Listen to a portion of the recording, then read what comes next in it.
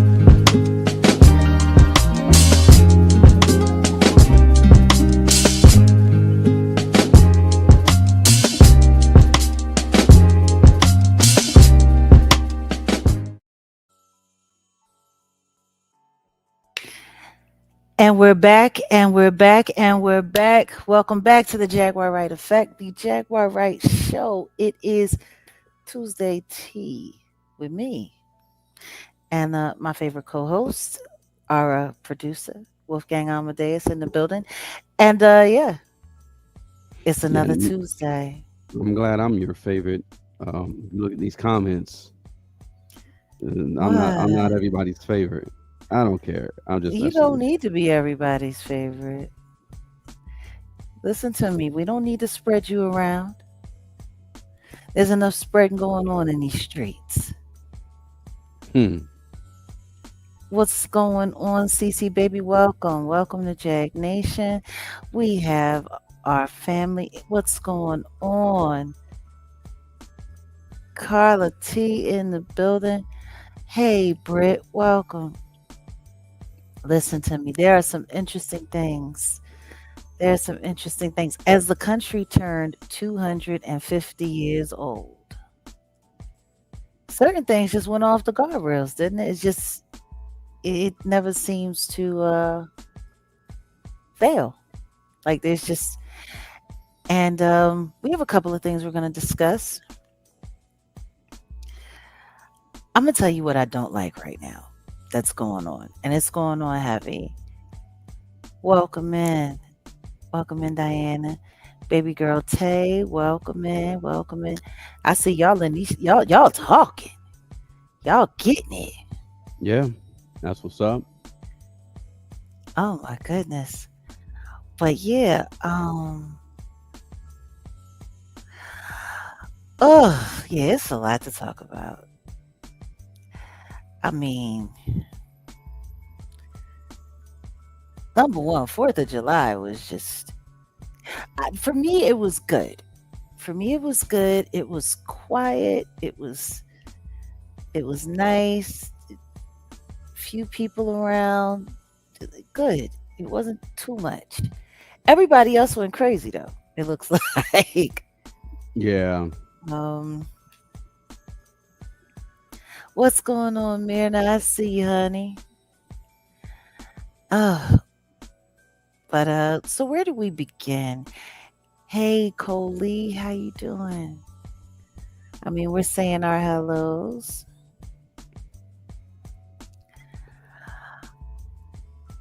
Where do Welcome, you want to Faye. begin? I don't know. It's just there's a lot. Why don't we start with the easier stuff and then kick it all the way up. I do want to Okay. say salute though to one of our neighbors here on YouTube. Salute to Dewan B and the B1s. They've been having some really interesting conversations over there. And recently I had stopped by uh, to just pop in and engage him on the idea of us having a conversation. You know, all of us getting together and just having like a joint panel where we talk about, you know, the nature of how these algorithms are working these days and the stories that are being pushed to the front and how it's affecting our communities physically and digitally. So, guys, stay tuned for that. Once we have that set up, we will be posting it up. Keep your notifications on. Y'all already know. Oh, we got Serenity in the building. We got Keen in the building. Hey, welcome guys. Oh, Ariana, welcome back. Welcome back to Jag Nation. I know I've seen you here before. So yeah, like all of those 250 concerts, like there was different 250 situations, and then on top of that, there was Essence Festival Yep. that was going on this weekend as well, and it's wild. Maybe that's where we should start. Essence Festival, mixed reviews from what I've heard Yeah. and what I've seen. Like I've seen a couple of class clowns from YouTube that went down there to make content, and um, there were some interesting things that I learned, though, or should I say, not learned, but was reminded of. Um, I totally, it didn't click that Lauren LaRosa over there at the Breakfast Club was Lauren from TMZ. Totally missed that. It didn't click. And it didn't click until what? Essence Fest? Well, no, because I saw her doing a little impromptu, like, catch you out on the spot interview with some clown. And, he was, sitting there, just trying to create a little mess and talking about what a star she was, and pretty much low key how she's better than everybody at the Breakfast Club or whatever. And she was like, "Stop it, you're being messy. That's not the case." And whoopty whoopty woo. And he was like, "Well, why don't you tell me about your experience over there?" And then that's when she said it. She said, you know, as opposed to working at TMZ, where it was just everything that she was doing in the backdrop, and all the work that she was doing, TMZ got the credit for it, or Harvey got the credit for it. She was a desk girl. Now her name gets mentioned and she's getting recognized. And I'm like, oh, wow. Hmm. I, I totally missed that. It's funny. You can hear about a person, and when they're being held in one light, it's just otherwise. And I get what she's saying, because her as Lauren from TMZ, it really doesn't hold much of anything. But now that she's Lauren LaRosa from the Breakfast Club, like there's a recognition there. So I get that part, but that just seems kind of bizarre to me. Salute Auntie Leah in the building. What's up, Spesh? What's going on, Cat? Like, And why is it bizarre? Because I mean, let's pay attention to how TMZ. I'm sorry, no, the Breakfast Club. Well, first off, yeah, TMZ. Who was the one sister who used to be on TMZ, and got away from them, and then it's kind of like you don't really hear too much from her anymore. Let me find out who this sister. And then you got I remember who you're talking about, because she was a personality and she had already built up her name. But when she went over to TMZ, it totally killed her. Like it just yeah, destroyed her. yeah, Raquel, right? Is it Raquel Harper? Is that her? Rachel Oh no, Harper, or what was it? no. Okay, no, No, Raquel was another girl. no, that's Nina, not is it. it Nina Parker? Yeah, Nina Yes, Parker. Nina Parker. And Yep. don't forget, Nina Parker went on to work with another weirdo. She went to work for the Love and Hip Hop franchise. Oh yeah, she did. Yep. She went on to work for the Love and Hip Hop franchise, and she was hosting those god awful, reunions for Mona. Like she just kind of dumpster dived through television, if you ask me. But yeah, Nina Parker, like, yeah, she was tripping because she was like, she didn't realize that she was getting stunted on like that. Like they weren't paying her. So I'm Yeah, like, she started TMZ in 2007, and then she hmm went to work for the Insider in like 2011, 2012. And then Hmm. after that, that's when yeah, she became attached to the Love and Hip Hop brand and Yeah. was the host for the reunion shows. So yeah, definitely she. So I'm juxtaposing her career versus Lauren, which I guess Lauren became attached to TMZ. She pretty much was what, just like you say, desk person, Yeah, news she's a person, desk right? girl. Yeah. Now that she is in a space where Breakfast Club isn't just black. It's pretty much it's a hip hop situation. It's everybody, but she'll get a lot more recognition in black spaces because of it. Well, it's just funny the way they set the whole thing up because, and it's interesting because Faye is sitting here saying the Breakfast Club always had issues, though. They bought out Lauren to get Jess out because they knew how Jess would react.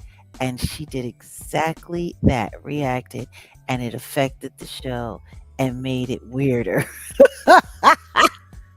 Now, see, that's an interesting outlook because what's funny is Jessica gotten pregnant and she had to, take some time off to have her baby. And it was funny because she introduced Lauren as her friend. Like she made it seem like, hey, I brought Lauren here. I put Lauren on. Like that was the story that she was sitting there selling, but I don't think it was that at all. I think that was just a story. And I think they did that, to make it seem like there's a whole lot of like pretending going on online Oh yeah. in these media organizations and how they do things. But like Lauren was doing what Lauren was doing. And now she has, her position inside the Black Effect Network. She has her YouTube channel. She's doing her blog. She's getting bigger and bigger on her social media. Like she's building her way up, you know? I just find it funny that Harvey's got a girl on the Breakfast Club team. And it's just starting to make me think about when she was hanging out with Armand Wiggins during the Diddy trial, and they started inventing this new phrase, new media, and just how all that was working, and how no matter what, all of their talking points, it seemed to be the same. Like it's literally been a year since the trial ended in the sentencing. And we were talking about the last live, how last year they were talking about Diddy was getting out of jail and he was going home. And then they're sitting there saying, they were saying the exact same thing again this year. And you got all of this hoopla going on. And just media it's really interesting. But yeah, no, I mean, Lauren LaRosa was down there at a Essence Festival, and Hmm. you had Brandy and Monica. Like I don't know, it's like I know they're trying to make up for the great African disasters that they had going on. I hope they got gumbo and jambalaya back because people were very upset about the jollof rice. Um, And I there was was a just lot. hearing, no, not to Yeah. cut you. I'm sorry. I was just Yeah, hearing please. that people were saying that it lost its luster. Essence Fest isn't the same anymore. Hmm. Well, I saw a bunch of people posting saying that it was empty, saying that it wasn't doing. It just it wasn't doing. Indeed, God said no, Ebony. Uh, Yeah, so it's like all of those people who did spend money to go down there. I think the one thing that I did find interesting though was they did a tribute to Aaliyah this year.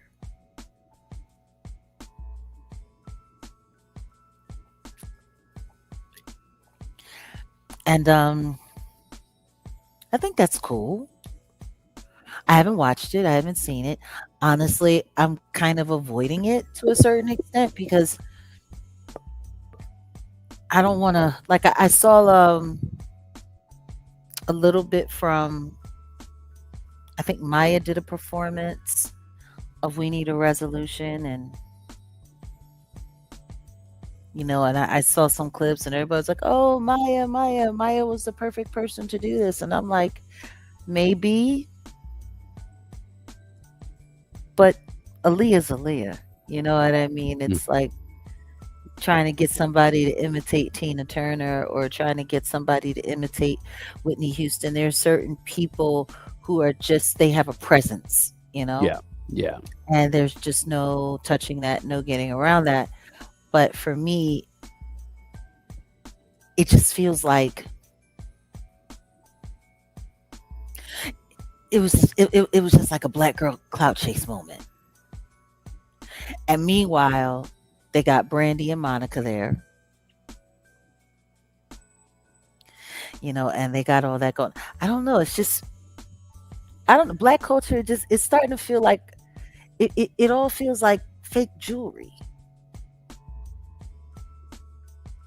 That's an like what we interesting got going on right analogy. It's a very interesting analogy. Fake jury. now. Yeah, you know, Like it doesn't have that luster anymore, right? Or gold plated all the way. Don't leave it on too long and turn your neck green. mm, I just I got that feeling. It's just black culture is looking. It's just looking fugazi right now, and that's wild because we're in the nostalgia period. You know, I saw some remnants of some clips from Philly 250, and I was kind of glad that you know to see some of the people up there. I haven't seen the whole thing, and I thought to myself, like, once upon a time, it would have been almost a given that I would have been included in something like that. mhm. And I looked at it and I said to myself, like, no, no, this is good. I'm removed from all of that. And I think that's important. I think people need to, just acknowledge that when you take that stand. Like right now, I know that there's a lot of people that are expecting me to have a whole lot to say about a lot of the stuff that's going on. This is the nostalgia period. This is the period where everyone from my generation is going to make some kind of comeback, and they're going to bring everybody forward, and they're going to take all of these people and put them out in your face, and it's going to bring all of the Gen Xers back to the foreground, and they're going to get all of the Gen Xers to spend their money on this, that, and the third. And I'm just like, yeah, nah. Not what I am encouraged though to do is like now is the time to really, really, really focus on building my space. Because I really don't want to be attached to any of that stuff. Like I don't. I don't want to be a part of the three ring circus anymore. And that's a hell of a feat. Like even that conversation that I had with an acquaintance from back in the day last week. I'm not saying the name, but you know who I'm speaking of. And it was just like talking about what 20 years ago was like, what 30 years ago was like, all very relevant moments in time. And I earned every second of whatever good accolades that come along with it. But that's not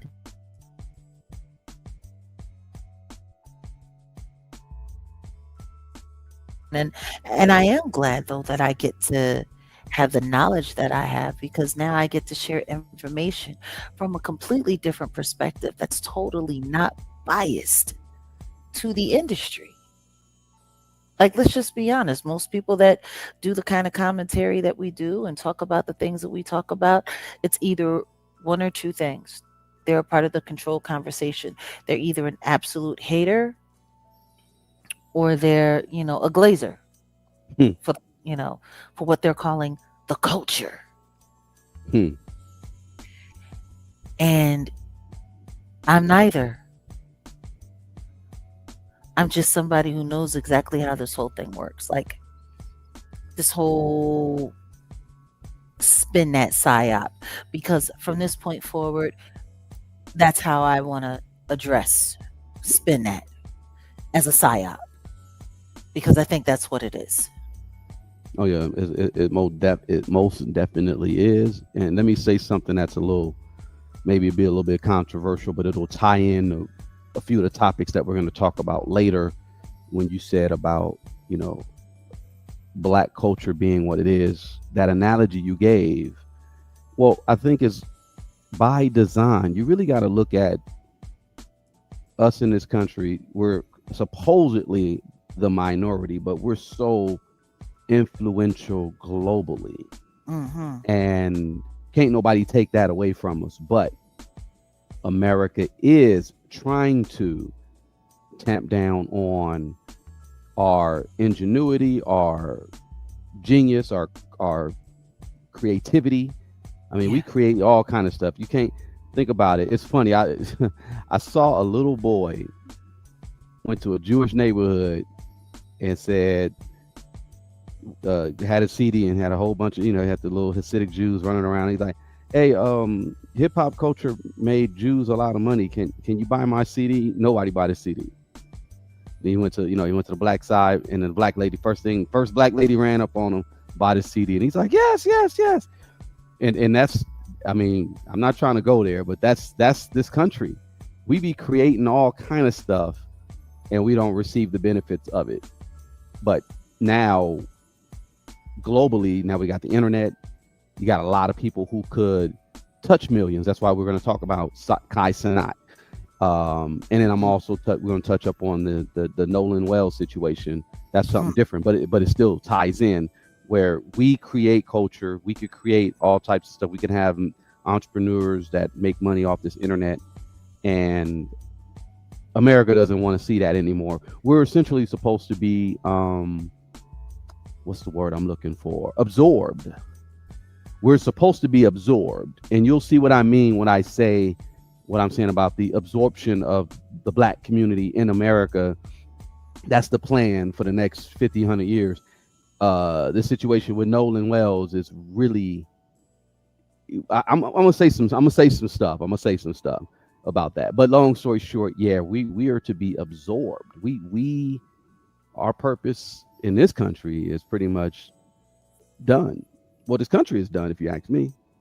Um, but our purpose in this country is done, and yeah. Hmm. After the conversation we had with another acquaintance, Mm-hmm. just the other day, Mm-hmm. you know, yeah, this country is in trouble, man. This country ain't country like it's supposed to. Yvonne, she wanted to drop off a little line. She said, "Did we know that Sparky D passed away?" Yeah, yeah, yeah, yeah. Rest in peace. I saw that yesterday on the timeline. I follow a bunch of OGs, West Coast Yeah. OGs. Somebody, I think Silky D, and somebody that was affiliated with LL. God, what's his name? He's from Uncle Jam's Army. But yeah, people have been talking about Sparky D, and yeah, that's sad. Rest in peace. It is. And rest in peace, but rest in power. It's we lose so much of our history, and then it's replaced with all of this fake stuff. That's why I keep saying it's fugazi. It's feeling fugazi, and it's just like, how often has Aaliyah been acknowledged? And I'm just sitting there thinking to myself, like, they want to honor her, but nobody wants to get to the bottom of what happened to her. That would be the greatest honor of all. Yeah, an investigation, a documentary. Yeah. To acknowledge what really happened to her. Like, y'all want to honor her, but do you want to bring honor back to what happened to her? Like, when you think about the stories that they used to tell when she first passed away, and they literally made it sound like her death was her own fault. That's how they framed it. I'll never forget when I first heard the reports about it. It pissed me off. I was so angry with her. I'm like, she lost her life over luggage because she needed to bring things because that was the story that they told. So to move forward in what you were saying, us being, you know, a global majority, especially when it comes to influence with culture, art, all of that. So I don't know, like the Fugazi part for me. Have you been seeing all of this stuff with Cardi B? Because we haven't talked about that. And I wanted to ask you how you felt about her little cultural lessons that she's doing now on social media. And apparently, she got on CNN talking about black culture and the importance of black culture. And if it wasn't for black culture, people like her and other people wouldn't be able to be successful in the United States. And talking about how, slavery is bad and slavery is terrible and slavery is, oh my goodness. Salute to admin. Welcome to the conversation saying, speaking of making money off of American black culture, where is DJ Khaled? He's at the white party, my dear. He's at the white party with Michael Rubin and the rest of them. That's where Khaled is at. That's where he at. So, oh my goodness. But did you hear about that? The whole Cardi B now she's speaking up for black culture and Hmm. talking slavery is bad and Hmm. slavery is bad and they want to take it out of the books and slavery is bad and they treated your people like they was literal cattle and I'm sitting there like, okay, who in God's name is coaching her to do this? Because she don't get no damn. I don't know. She must be talking to Dr. Umar, or maybe she's talking to Brother Polite from jail or something. Because that's what that sounds like. Sounds like a Hotepper got in her ear, and she's reciting, Like, regurgitating the yeah. and people are sitting up there, oh my God, did you hear what Cardi B said? Oh my God, oh my God, oh my God, Cardi B said that. And I'm like, She deep all of a sudden, huh? Ain't this is the hoe that literally had a black woman in her third trimester about to drop her baby, twerking on stage for $5,000. If that's not treating somebody like, am I making sense? Yeah. Like you're sitting here talking about black this and black that and black power and black culture, but you literally have black people out there making fools of themselves for pennies, for chump change. But you care? Okay, got it. This the same woman that runs around calling black women cockroaches and monkeys. Okay. Yeah. Oh, Maybe she's about to pivot. Um, and listen, she let that BET award go to her head. Listen to me. What we doing? What's wrong with us that we're letting this happen? What's wrong with us that we're propping all of this stuff up? Meanwhile, you got Onika over there in the rose garden. Like, I don't think people understand what this really is all about. And let's get to the bottom of it. It's these midterm elections, these general hmm elections that are coming up. hmm They're about to start tapping in all kinds of pop culture people. See, in my opinion, this is why they got Cardi doing what she's doing right now. This is why she's talking like she got a little bit of sense. This is why she's sitting here speaking about this. So when the Democrats tap her in, she'll be taken more seriously than she was last election. Because you know that last election, I've been waiting for this moment for all my lives. Girl, can we move out the way? Move out the way, because I need to read about this, okay? Okay, I need to read about this, okay? It sounded like Rosie Perez in Rosa Parks. Rosie Perez. Rosie Perez. See, got me saying Rosa. Rosie Perez would never handle herself that ignorantly. No, Ever. I'm when I say Rosie Perez, I'm really just talking about Rosie Perez in regards to When she was in the Hey Mookie! Yay, yeah, Mookie! yeah. Poor Mookie. That Mookie moment, she'll never. That or Soul Train, her popping down the aisles, popping herself out of her body. She'll never live those moments down. But I mean, I think people need to start paying attention. There's going to be a lot of pop culture people. You know, they're getting it together. They're getting a little talking points together.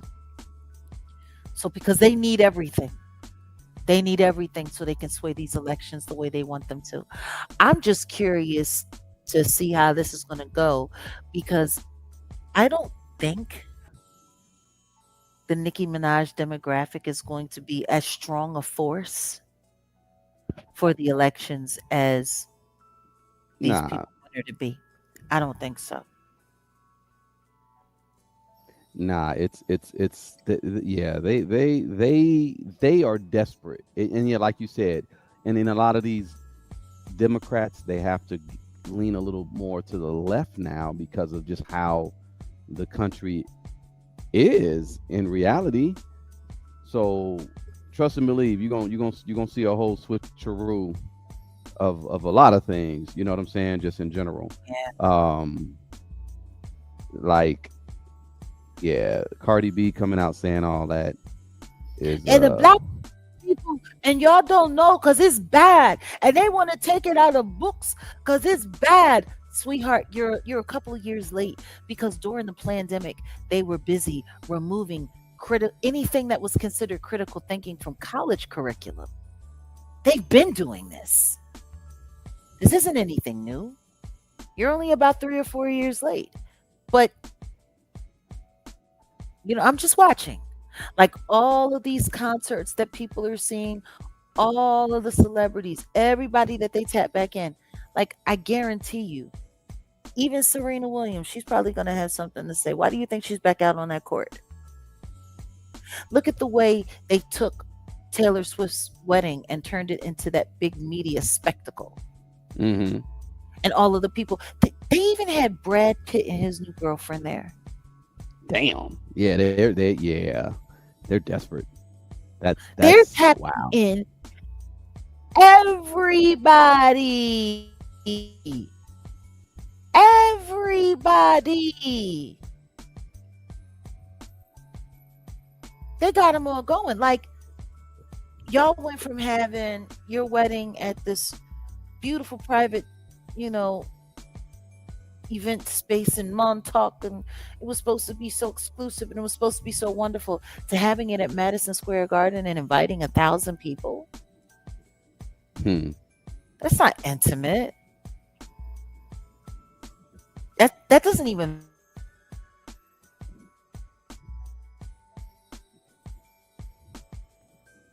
You say that on When she even decided she was gonna get married at her concert, and then she found out a dude was cheating on her in that movie with Owen Wilson.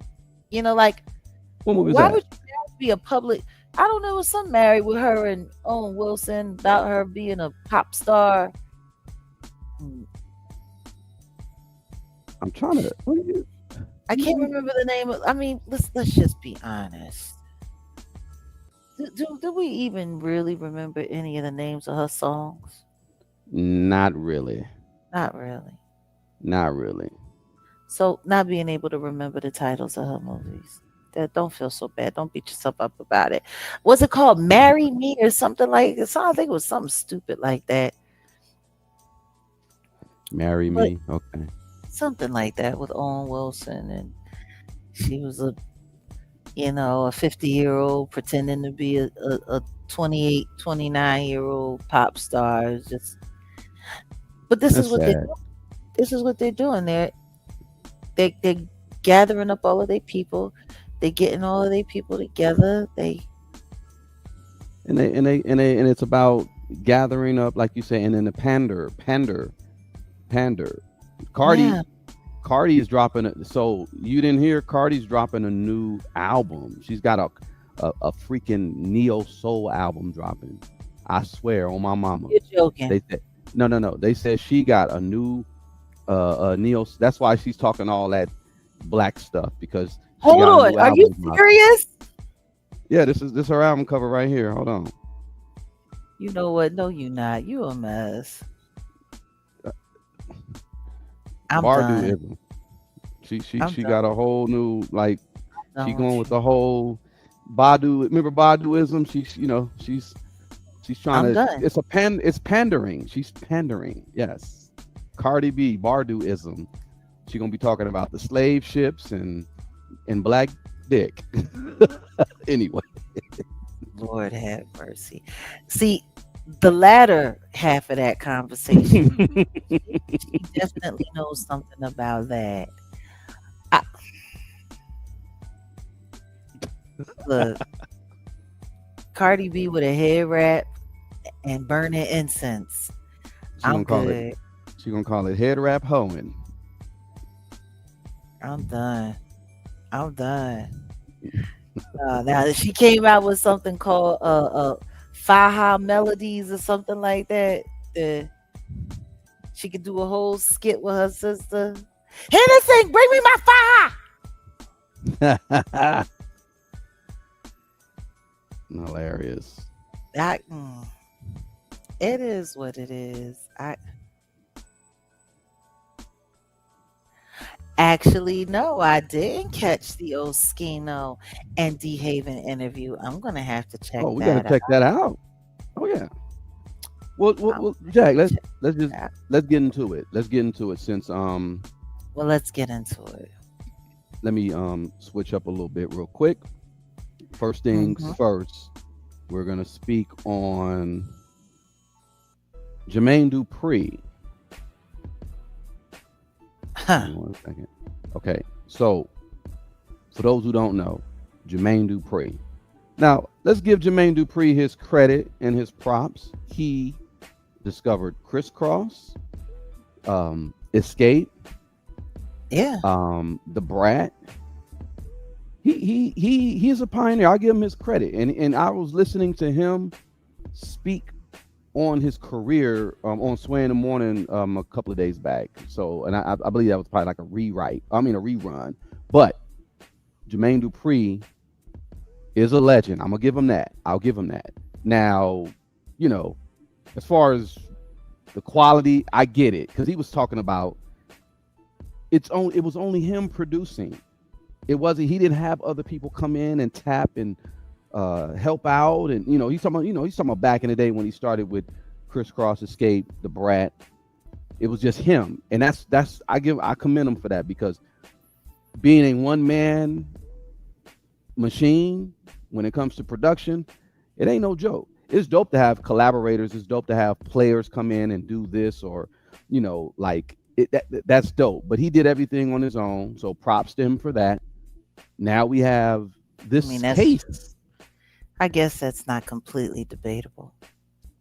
I mean, For yeah, the it, most it part. No, for the most part, Jermaine was a hands-on producer.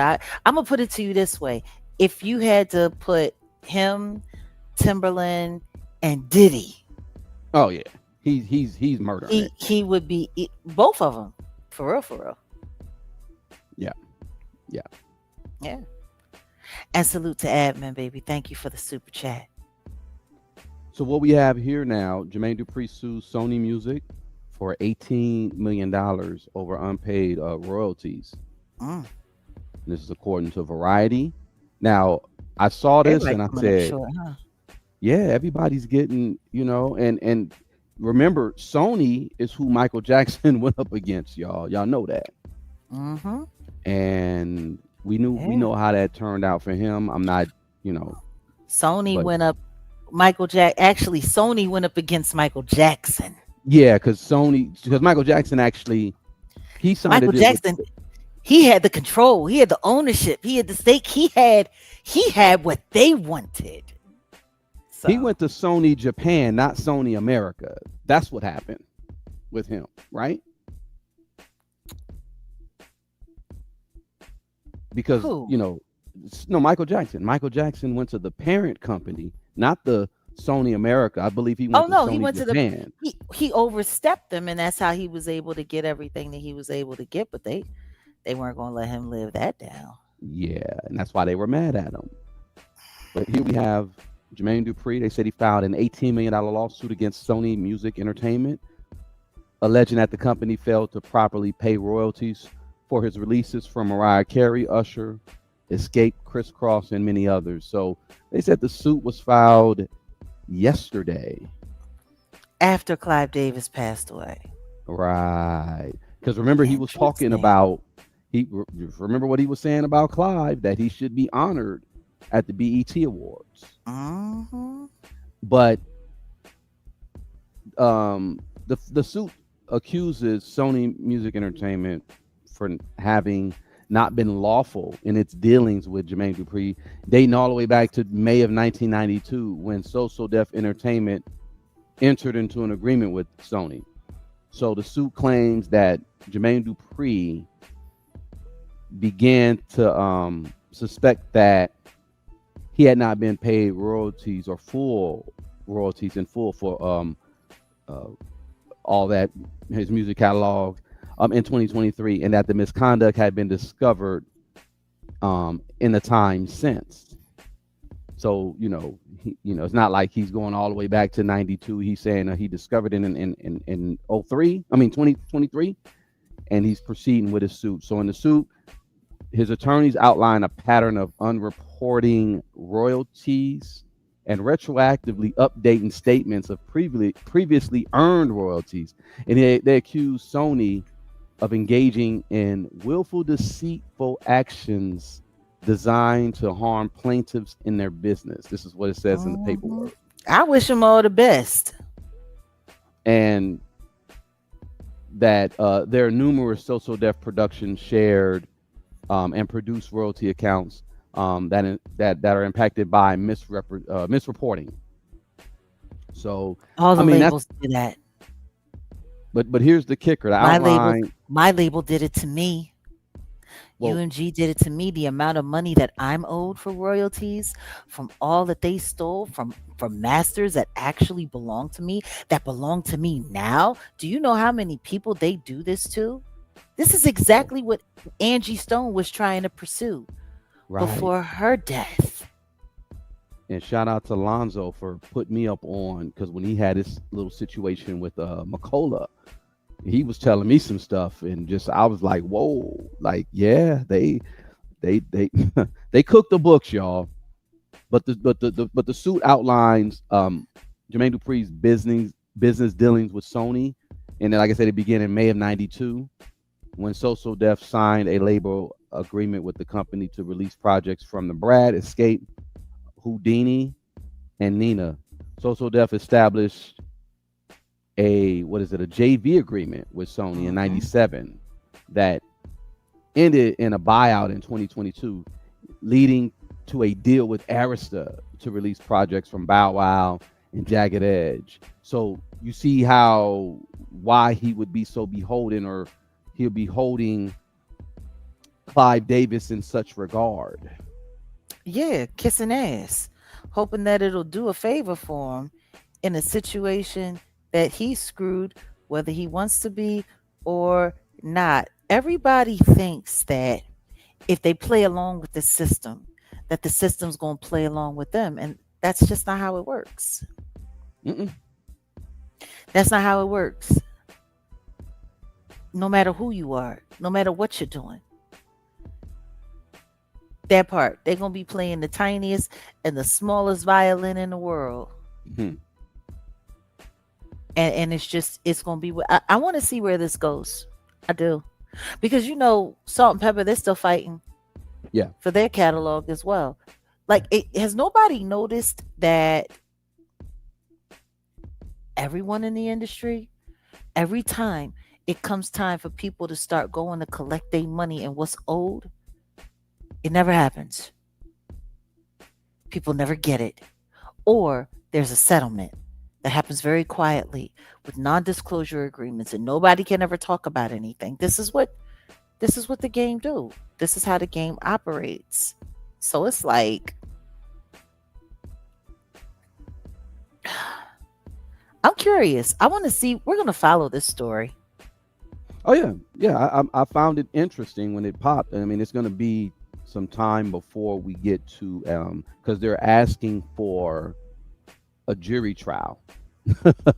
they're asking Ah, for no less than $18 million and interest and attorney fees. And they're, like I said, they're ah, demanding a jury trial. His attorneys also they detailed the long pattern of unpaid royalties. They said it was damn near $1 million of unpaid producer royalties for Escape's album Muhammad Coming At You, the first album, and over $1 million for Brat's Functified. He's asking about yeah. Social Def's connection with album releases by Mariah Carey, Bow Wow, Usher, Jaquan. Remember that? Everybody Get He's Tipsy. doing a lot. He's doing a Bone lot, Crusher. especially considering all of the bad contracts that he got those people to sign with him. I was just about to Like, say that's the that. thing that I don't understand. You're sitting here complaining about these companies fleecing you, and you made sure all of your artists signed shit contracts where they were getting nowhere near what they should have been getting or close to what they deserved. But you want to get your money. Hmm. Okay. Like what is this? Life? I want your cornbread. Give me your cornbread. Mm. Like, are you kidding me? But hey, I want to see where this case is gonna go. Well, I want to say. we'll be following it. We'll keep everyone updated on it. I think it's an interesting development. Hmm. I wouldn't be surprised if in the midst of all of this, before that trial comes, victims start popping up. And I'm talking about people that are accusing him of stuff. Cause see, that's how the industry will play. Oh, you wanna play it like this? Okay, well, let's start digging up. Let's see, victim number one, come forward. What did he do to you when you were 10 years old? Uh, hey, we finna see. I guess we gon' see. Well, we did hear some stories about the whole thing with crisscross. I mean, that's just stories, but still, like, and one's passed on, Yeah, and the he other one's suffered. still here. Yeah, He suffered. and they And bullied the him other one's still online quiet. too. And the other one is still quiet. Yeah, very And quiet. it's so interesting. People are always so quick to talk about Cat Williams said this and Cat Williams said that. Cat Williams also called Jermaine Dupri one of the largest pedos in the game. I'm curious to see how he's going to make it through this. A trial? He wants a Jury jury trial. trial? Jury trial. Yes, Ooh. very interesting. Very interesting. Very, yeah. That's gonna be something else. Well, I'll keep you posted. I'll definitely put that. If Oh, you yeah. guys are interested in it, then y'all, Let we us we know in the don't. comments if you want to Yeah, keep following along to see what's gonna happen to little JD. Jermaine Dupri. Yeah, the Brat's album was the first CD I ever bought because that came out what 94. I Mm. think so. It was 94. I was buying tapes from 88 and then I just started. I mean, I still buy tapes, but I bought the Brat's CD because that song was there. Funkify. I mean, I don't know why I paid for the album when that freaking Funkify song was played nonstop on the radio. Yeah. Well, I guess you wanted to be able to hear it when you wanted to hear it. That's the beautiful thing about, ownership when you bought your own stuff. Man, I used to have a kick ass CD collection. And don't forget, I used to work for doing promotions, So you had all the street teaming you had with all the the with the record singles, the pulls. I had exclusives. everything. I had cleans. I had Yeah. cleans, not the promotionals. I had cleans, G. Yeah. Woo! Now for a Anytime minute, any of the new stuff came in, and all the new soundtracks for all of the movies, got them first, man. And when my oh my goodness, somebody broke in to my car and stole my CD collection, I oh was pissed man. off. And then when I was on campus, someone broke into our dorm room, stole a bunch of CDs. Like I've probably had more CDs stolen from me than people have could even think to have purchased or bought. Like, man, I'll never forget when when everybody came out, when Jill came out, when Bilal came out, even when Kendra came out, when Floetry came out, like when everybody from Philly was coming out, I would go to FYE and I would buy like anywhere from 20 to 50 copies. Mm. Like Wow. if I only bought 20 copies one time, I would go back and I would buy another like 30. Like I did my part. You know what I'm saying? I would make sure that those numbers look good to you know what I mean? Because of course the more units that get bought early, it forces the record stores to reorder immediately based on demand. So Yeah. yeah, like I was actively promoting, like even still as an artist, like because I knew how the game worked. So, Yeah. but Yeah. yeah, oh man, Yeah. the good old days. Yeah. I bet you had a hella collection. I mean, I Yeah. used to I had a collection and then I'd say around 2000 I just started just downloading and collecting MP3s. Because yeah, my stuff kept getting stolen or stuff would happen. But I had to plug like you back in the day. I had a homie, Jewish homie that worked for some promoter, and man, I could tell you I had like the Helter Skelter blah, and they had La Fleur Le Fla on the other side of it was CD, right? He'll give us CDs and tapes. And man, like just my collection was like, oh yeah, I got this, I got that, I got, and yeah. But once it gets stolen, you be like, oh man. But I could tell, I bet you, yeah, I could tell people were coming to you like, yo, Jack, let me borrow and people don't bring your shit back. Yeah, I had a lot of that. And sometimes I would just give music away. A lot Yeah, of times I would just give music away because I wanted to make sure that, people got heard, that it got out there, that it got to the streets, that it got to the yeah, core. Like I was good as an employee working inside the system, working inside the game. Like I was good that way. a I was good a hell of a promoter. promoter. I was a Yeah, great promoter. And my street teams blazed, Jack, you if So you didn't if you didn't if you didn't like sign a deal and started singing, you probably would have what DJ'd or some shit, huh?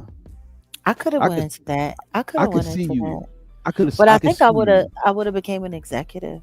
Probably. I would have went Okay. that direction because I understood it.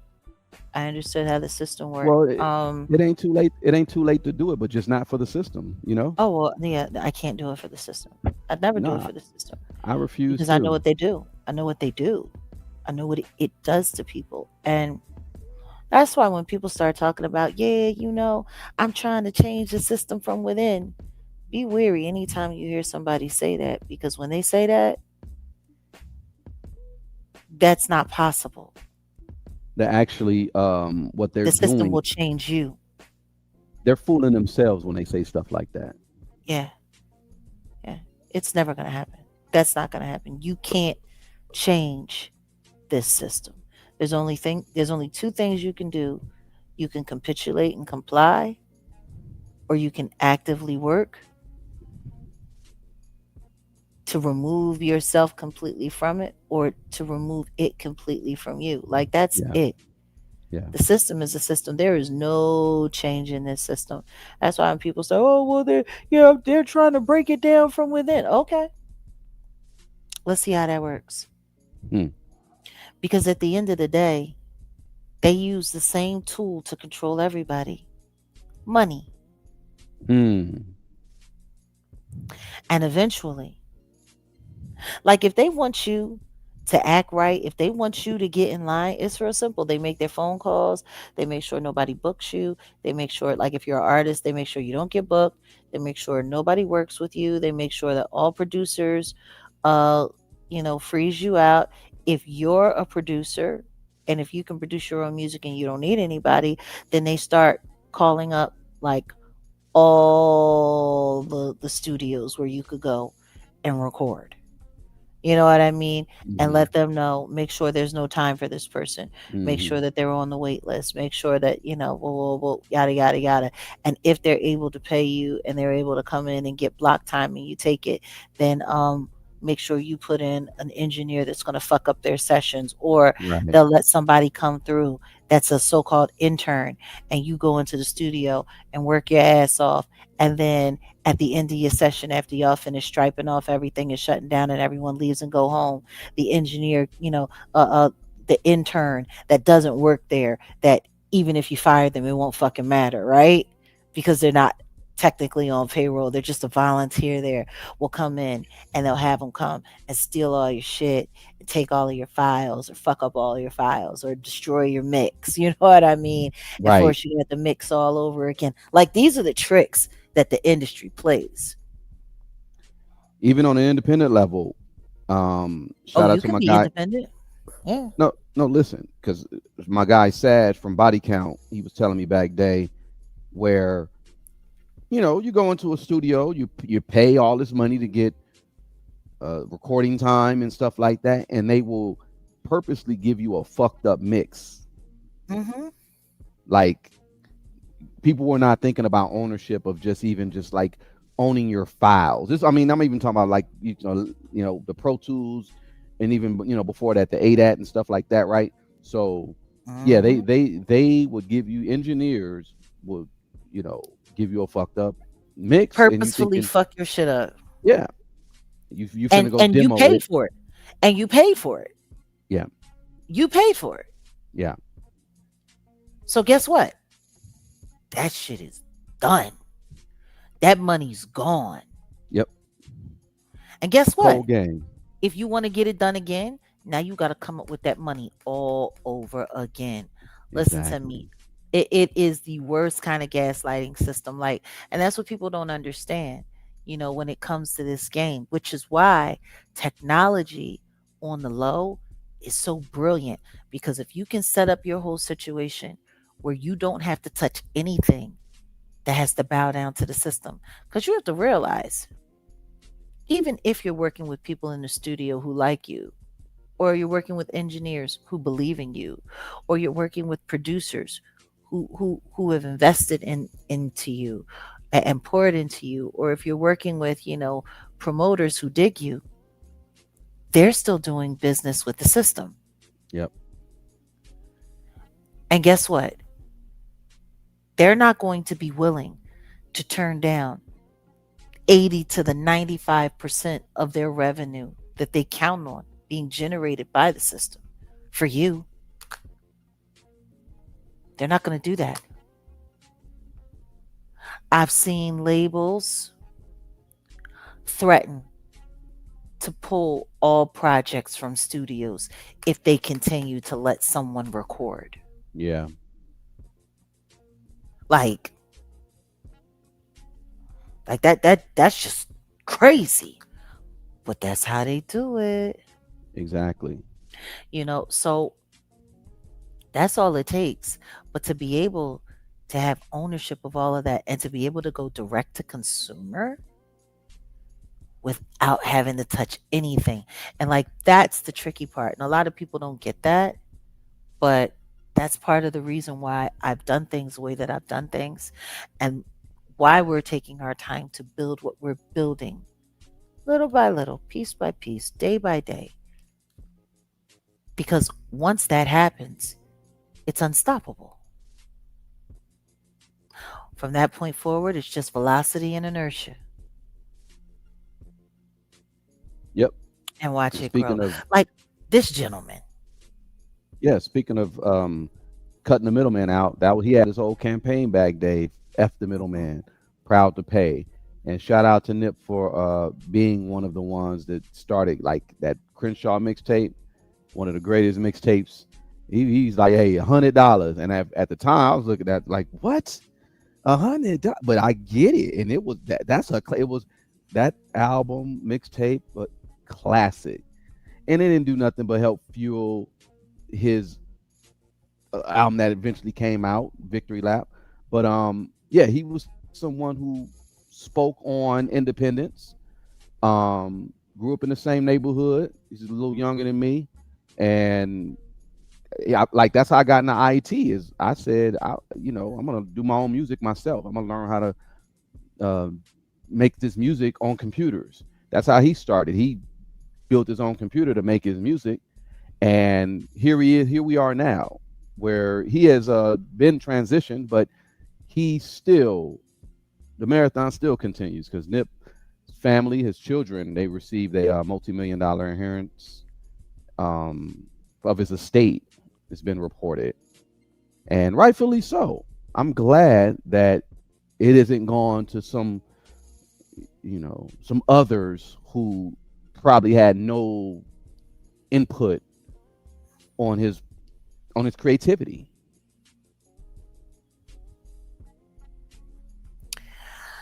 I know. They would have had so much more to inherit if their father had lived, though.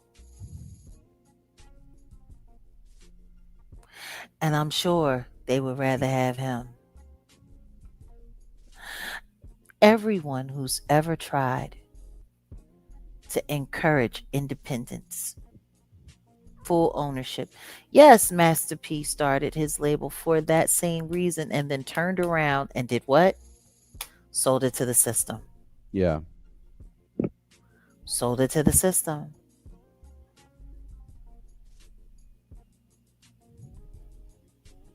Sold it right to the system. I but this I guy, wish. go ahead. Oh, go ahead. No, I'm because listening. you were just gonna get into what you wish you would have done. I was gonna say, this whole situation with what's going on with Nip right now. Both of it, he only has two children, had two children, and they Yeah. received 50% of his estate. The estate is worth around 11 million, and the exact amounts are actually sealed. But the inheritance includes cash, ownership interest in several business ventures, the Marathon clothing brand, and other assets. Um, they even got his old 2012 Chevy Suburban or whatever.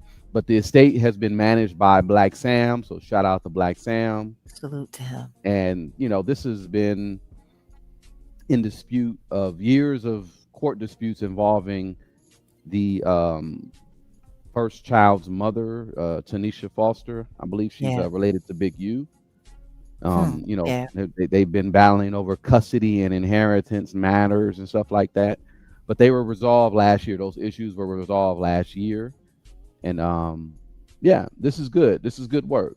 This is and this. I don't want to get into the family side of it. I know how certain people be greedy. You know how that is, but Nip spoke on that ownership, and if you listen to his music, he was putting that game out there for the youngsters to understand. What he said in that one joint, all right, get right, where he said, um I'll let them market my music, and I'll manage and do what I need to do. I'll still own. That's what it's about. And see, that's the problem. They want younger artists now to be dependent on, oh yeah, On y'all the do this, system. y'all do this for me, y'all know. the best thing you could do is get out here and learn on your own. Like I said, I'm sure Nip knew how to mix his own stuff.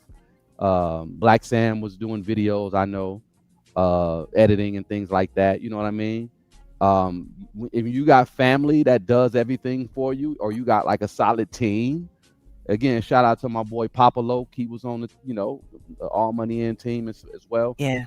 You just got to have solid people that are not money hungry, and they understand the bigger picture, because he did all that for his children in 7 years since he has passed, so his children can benefit, and that's how it should be.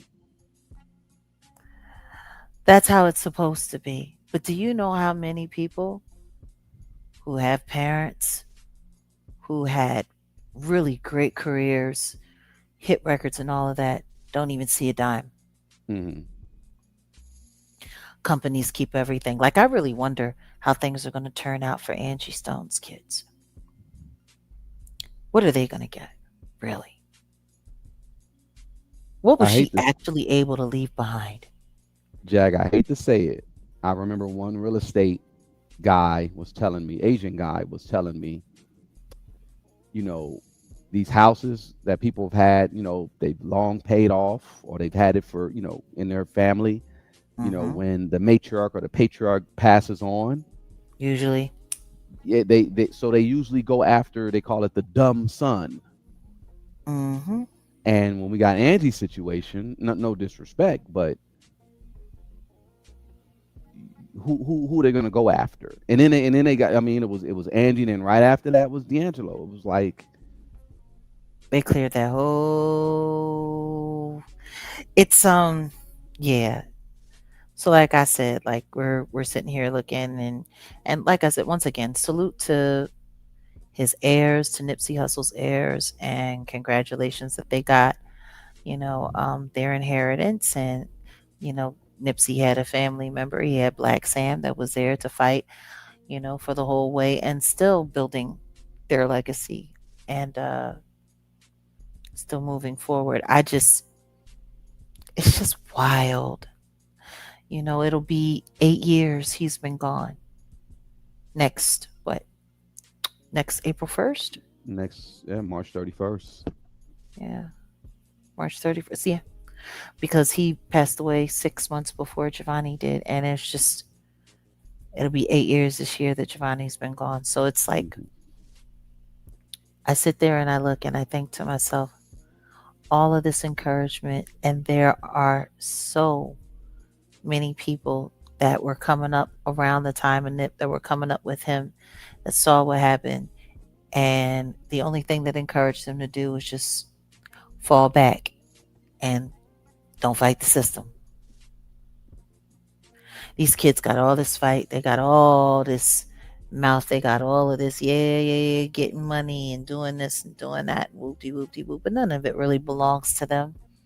And everyone, the only other person that tried to encourage this kind of self reliance and true ownership in business was Tory Lanez.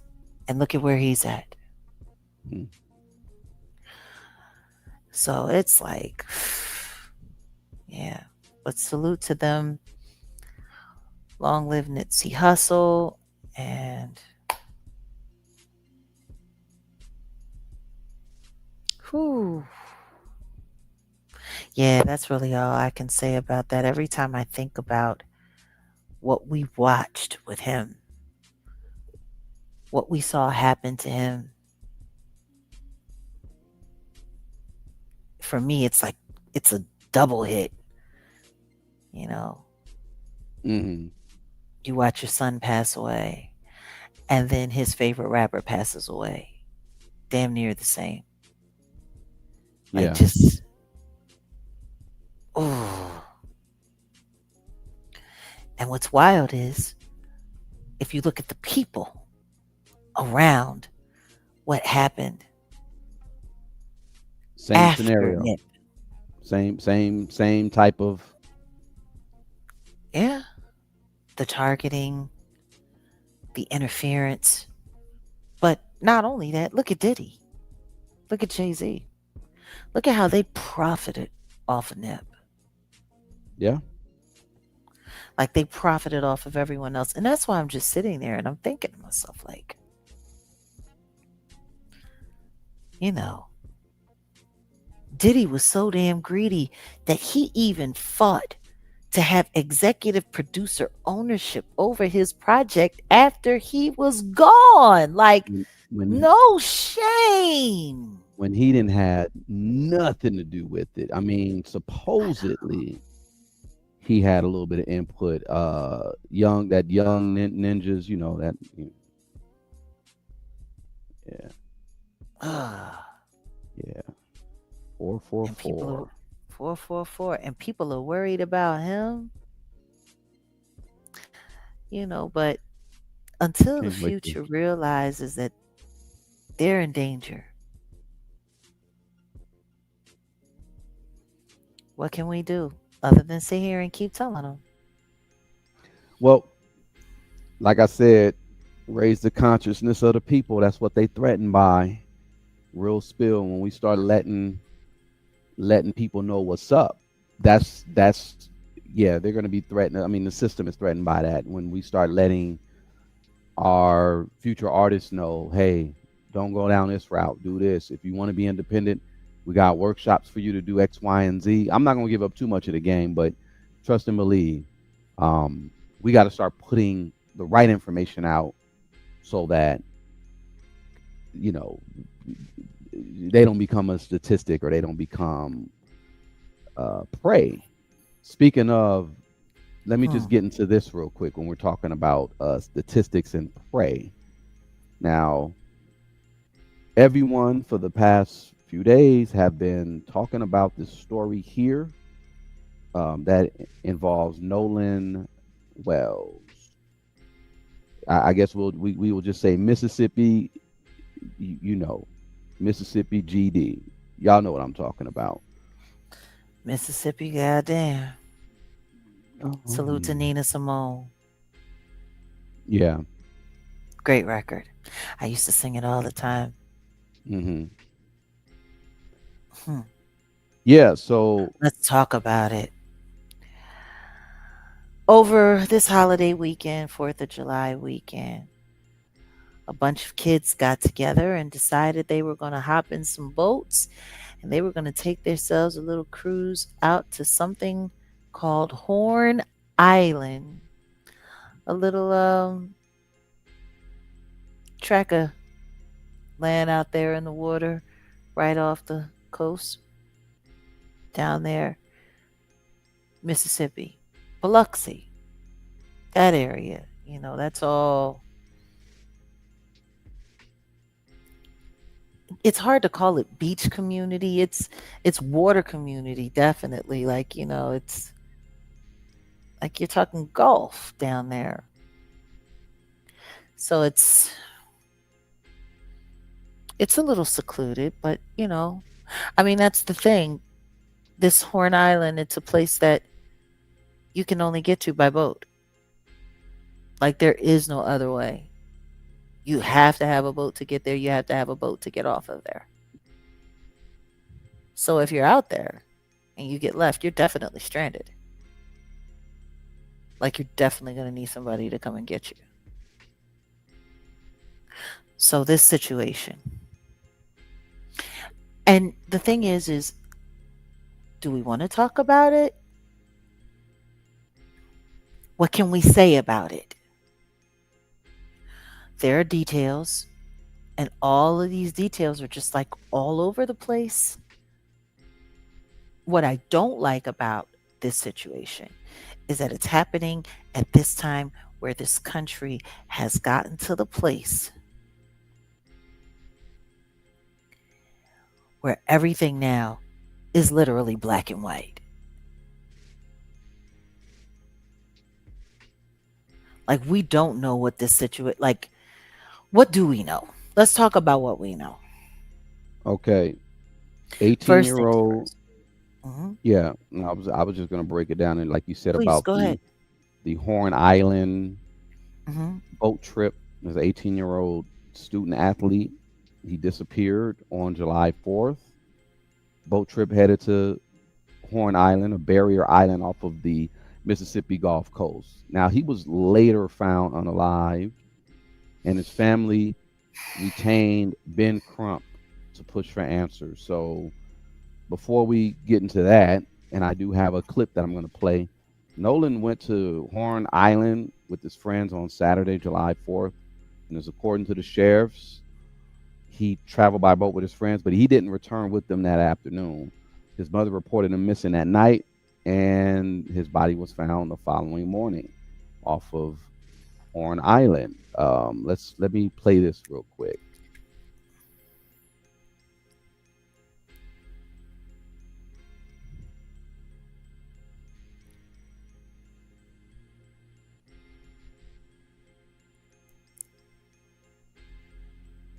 Here we go.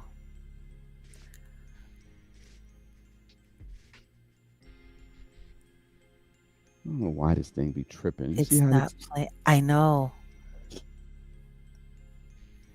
Give me 1 second.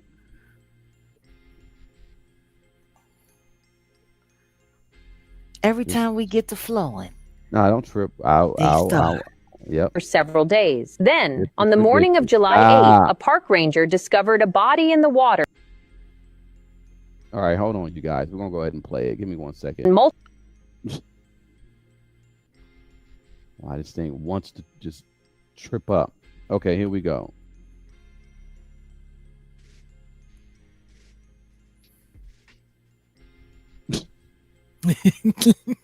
Give me 1 don't second. forget, Go. you need Yeah. to rewind it all the way back too. No, I because did, and I don't know why it's not even. See, this thing is just bugging. they acting a fool. They always hating on us when we get to cooking.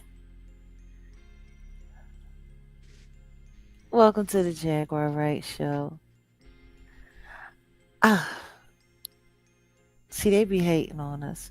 Y'all, apologize for the technical difficulties. Because this is the reason why I upload everything early. So Yeah, that I don't know. have any, and you know how I do. But all right, give me 1 second. This is ridiculous.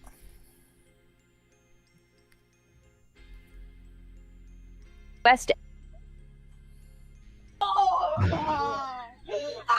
Missing 18-year-old Nolan Wells has been found deceased after days of searching off the Mississippi Gulf Coast. On the 4th of July, Nolan traveled by boat with a group of friends to Horn Island, a remote island about 10 miles off the Mississippi coast that can only be reached by boat. According to authorities, Nolan was last seen around 3 p.m. After spending the day on the island, his friends returned to shore, but Nolan never made it back. His family later confirmed he had been separated from his cell phone, making it impossible for investigators to track his location. An extensive search involving law enforcement, the U.S. Coast Guard, and multiple agencies continued across both land and water for several days. Then, on the morning of July 8th, a park ranger discovered a body in the water near the northwest end of Horn Island, close to where Nolan was last seen. Authorities are awaiting official identification from the coroner, but Nolan's family has confirmed that it is him. Investigators have not yet released a cause of death, and the circumstances surrounding Nolan's disappearance remain unclear. Rest in peace, Nolan Wells. So the family says they want to know exactly what happened. And hours before Nolan disappeared, his mother, Mrs. Wansley, she asked the public to share any photos, videos, documentation from Horn Island that could help. Now, Ben Crump's involvement is going to raise the profile of this case. You know, Crump says that he wants the family he wants every fact brought to light. He calls for urgency and transparency and investigation. So right now, you know, there's public speculation online because Nolan was reportedly black, and the photos from his trip showed he was with white companions, but there are no current, like, there are no official findings of a racial motive, foul play, or a criminal charge. And it just That's reminds what me makes this Go ahead. crazy, though. It No, but reminds that's me of what this makes case. it crazy. Which case? Remember this young girl, this young lady who, Oh yeah. and I know we're not, we're look, We're just trying to get people to understand the race program that they're running. We're not trying to make this a racial thing, but guess what? This is going to be a racial thing. If you guys don't know, this young lady, she ended up having a sleepover some years back. She was the only black person at this house, and she ended up, unalive. I don't know if you guys remember this case. The name escapes me, but it'll come to me. Go ahead, Jack. No, I'm just sitting here looking at it. Like I said, that's the thing that makes this, even talking about this, so uncomfortable for me, because we already have so much racial tension in this country right now. And this is just more fodder. It is more wood for the bonfire. And if you look at all of the details that they're talking about, they can be nothing or they can be something. That's the problem with it. He's not the only boy that left his phone on the boat. But the other boy that left his phone on the boat made it back to the boat. Why didn't he? They said that they told him that they were leaving and it was time to get on the boat. And there's still no response. If he said yes, if he said no, why he didn't come, why nobody checked up on him. Like it's an island. By the time the sun goes down, it's deserted.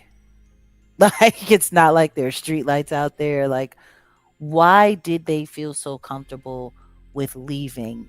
There's some footage, some images, slight video. The audio isn't very clear though. It's not very clear at all. You can hear somebody cursing and hollering, and it's being said that it was possibly this young man and the young gentleman that he came with. But the way they're already framing this, we don't even know. We don't know. And where is this mystery girl? They said he was talking to some girl. He went off into the woods on the island talking to some girl. Like everything. Like I said, it could be something. It could be nothing. Super, super, super confusing. The issues that I'm having, though, are the fact that because of the way the police cropped the photo, the initial photo when he went missing, and how it cropped out the boys that he went there with, that looks a little suspicious. And people are forgetting all of this is happening in the wake of Carmelo Anthony. Yeah. And us still not having real answers about what happened with that. Like, I don't think people even realize, like, there's the fatigue of the Carmelo Anthony case that is now going to definitely conflate onto this one. And this, it's going to be a lot worse. Because, see,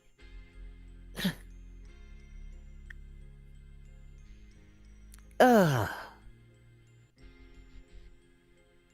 going to be worse.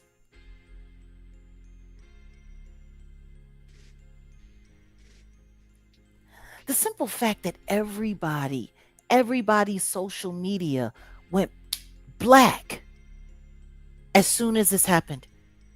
Everybody silenced their, just everything. Whatever they have on social media. Even some of the parents.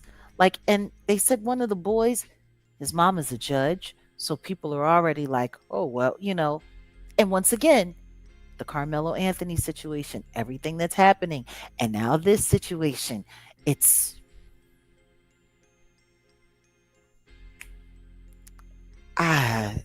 feels bad. It feels wrong. It all just feels terrible. And I'm telling you right now, these kids aren't going to say a word. And with all of the kids that were there, if nobody comes forward and says anything, that's going to let you know everybody, what the hell was that argument about? Because if you listen, like when I was listening to the clip of it, you could hear somebody saying, F that, man, F that, da-da-da. Like it was faint because there was a lot of noise that was going on around it, but you could hear them fighting. And people are saying that it was Nolan and the young men that he came with. So when did that fight happen? When did he meet the girl? When did he walk off into the woods? And there's nothing there to help tell that story. And conveniently enough, his phone was on the boat.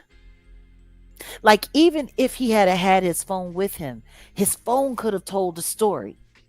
You know what I'm saying? They would have been able to track it, ping it. Did he leave the island? How did he end up on the shore? How did he end up?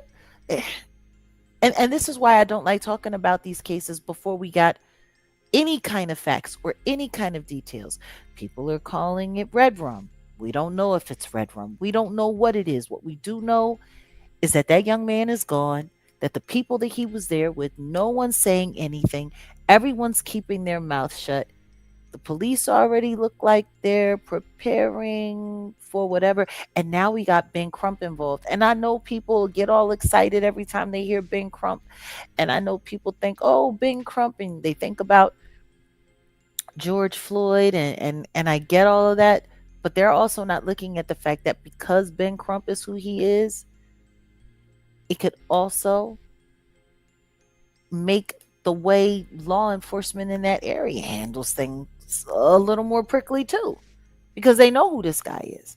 You know what I mean? They know he has the ability to go national and to go hot. They know that he's in favor with a lot of people who would be willing to take something like this and use it in a general election year. Like people are forgetting about the politics of all of that. People are forgetting about the politics of Ben Crump. So they're doing the autopsy now. They're doing a toxicology report. For me, I want to at least wait before I start giving opinions or speculating too heavy.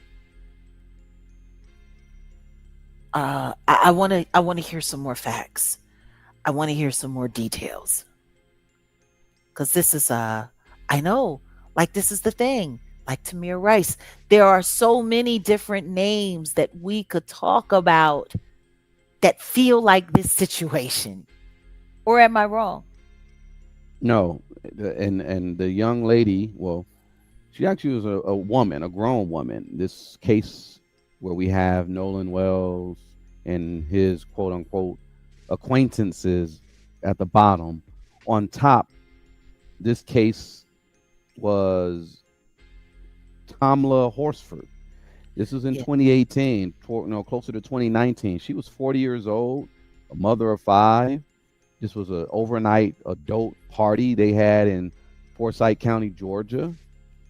She was the only black woman at the party. The next morning, she was found dead in the backyard with multiple injuries. Authorities, they initially ruled her death as accidental fall, but the family questioned the findings, pointing to unexplained injuries and inconsistencies in the timeline, which prompt for further investigation.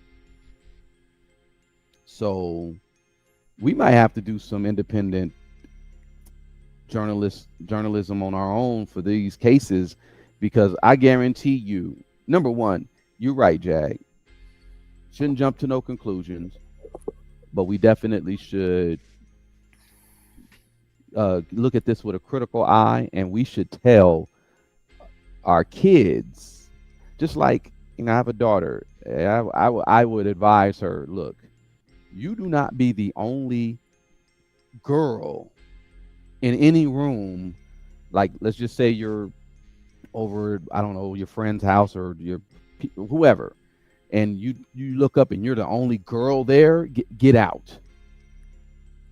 And it's Yeah. and it's and it's not to be pumping fear or nothing like that, but the reality is men are weird. Men are, I don't trust no man. Not to Women be shouldn't be pushing that, alone. Women n- shouldn't be alone around a bunch of men. I mean, not it at takes, all. listen to me.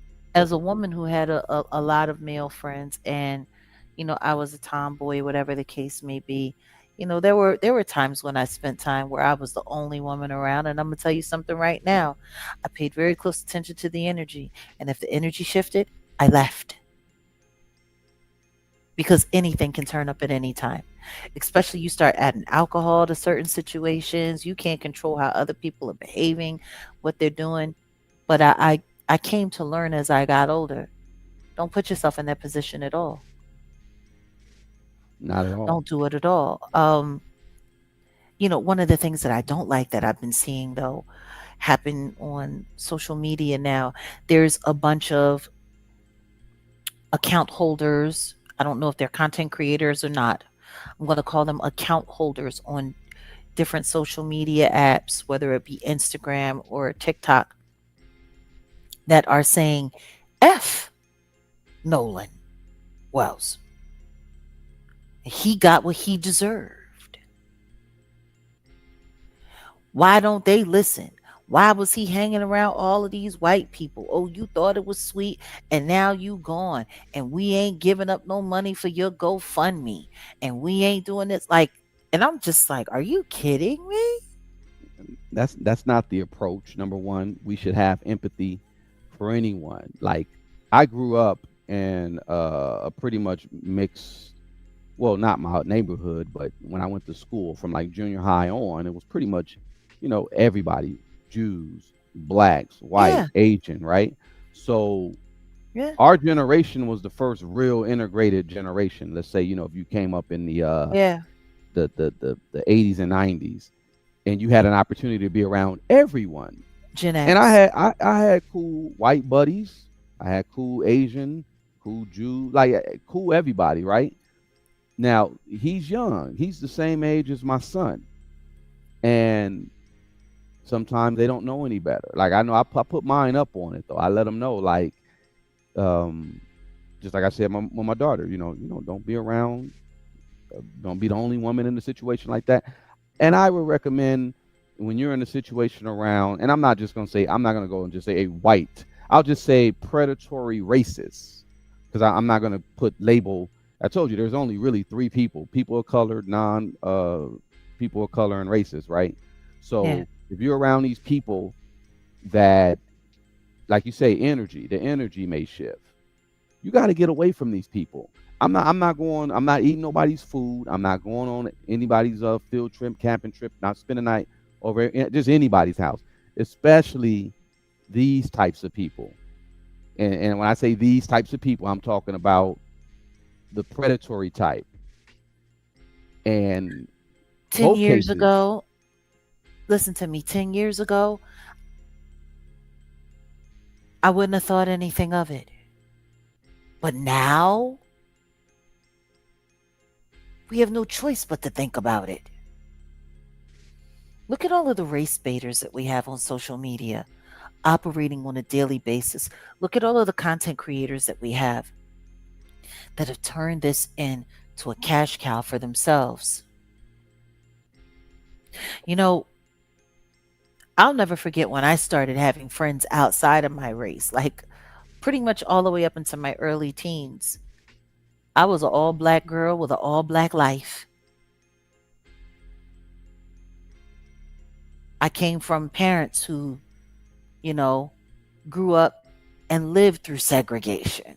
hmm So it's once upon a time, for a while there, you know, after integration, like Gen X, we we learned how to have friendships with people outside of our race. Like, I had Indian girlfriends, I had black girlfriends, I had white girlfriends, I had, you know what I mean? Like it was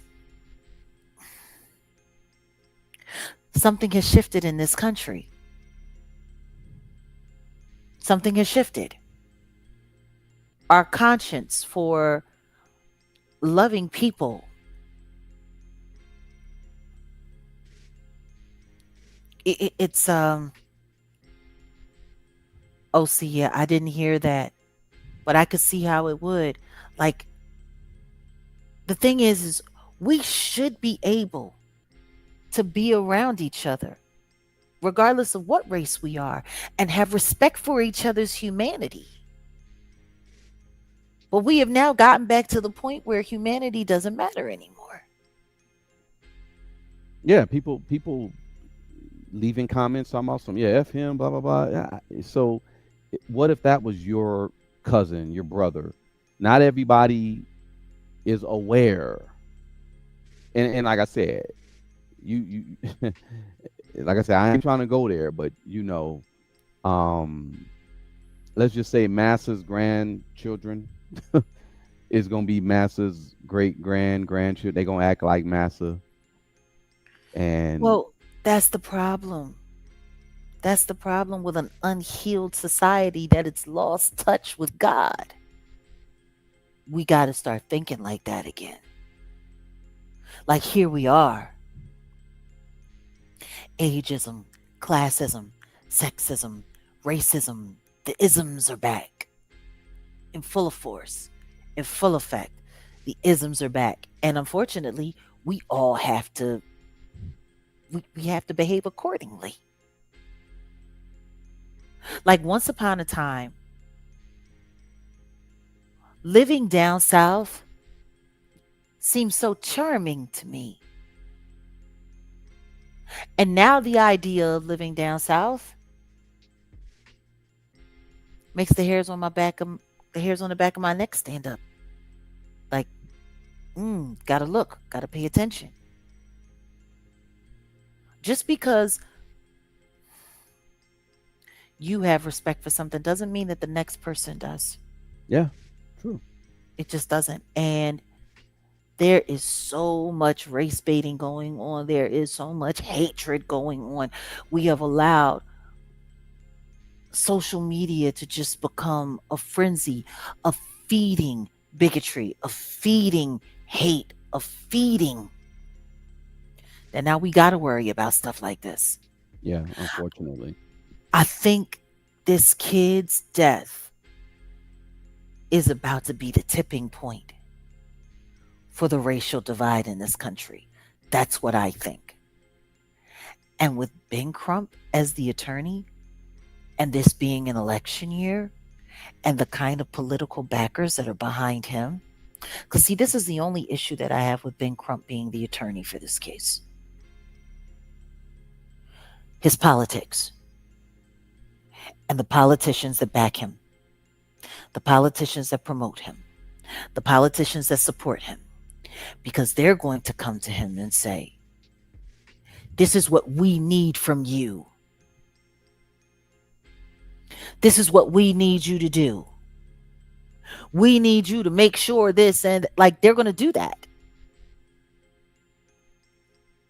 And then it's not going to be about this kid anymore. Look at what's going on with the Carmelo Anthony situation. We haven't even gotten resolve in that. That hasn't even come to a head. Like, that's the thing that's bothering me the most about this case. That situation. Now, the individuals, the people, the who I used to work for, they have connections to Crump, and yeah, let's see what happens to this, because we honestly should get in his ear or get in his ass about some shit. Like, I would ask him for an interview, and not, like I said, not to be divisive, not to attack or nothing like that. No, listen to me. He was representing Albie Shore before the Diddy trial.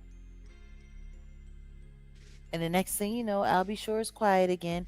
His book gets shelved.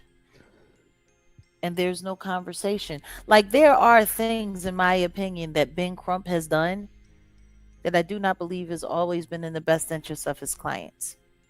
I do believe a lot of what he's done has been in the best interest of the politics that surrounds him. Can Ben Crump represent this family without letting politics get in the way?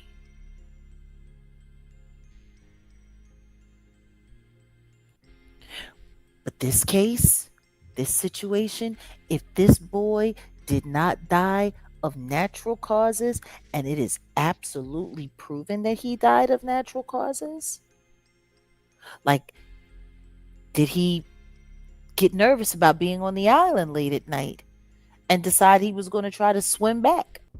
You know what I mean? And did the water overtake him? Well, Are they going to? people. No, my bad. I was just No, go gonna say ahead. something. Go ahead. People have been well, there was a few people that left messages for you, and they were saying, they're locals. They're familiar with Mississippi in that area. So they were saying word on the street and stuff like that. So what I'll do is I'm gonna drop the link. I want to drop the link, and if Yeah. you are closer to the case than we are, and because they're saying friends and family are coming out now, speaking up on, this is all new. All this is new developments. Even Yeah. his body being recovered is fairly, that's new information. It just So happened. It just yeah, happened. All few of hours this went ago. down on Saturday. Sunday, his body was finally recovered, and it's been 48 hours. And the shit show is just starting to kick into gear. Where I just want to know: have the police confiscated the phones of the kids? The police need to confiscate the phones of the children.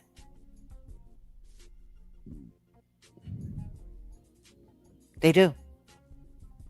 They need those phones. They should have those phones. They should be researching those phones. They should be looking at what happened with those phones, everything. They should be researching his phone.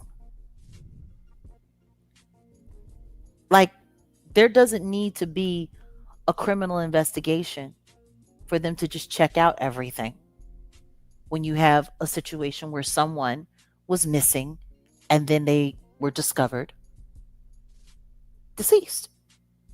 Right. You should be checking everything regardless, so that all bases can be covered and everyone can set their minds at ease. I don't and Ebony, listen to me. I hear what you're saying. And a while ago I had said, you know, when we decided to end segregation and, you know, everybody mixing everybody men, I don't know if that was the best thing for us. I've said that before myself. I don't know if that was the best thing for us. But right now, like, I don't know.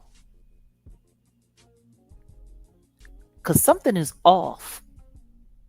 Something's just extremely off. And guys, we have dropped the link for anybody who would like to come and have this conversation.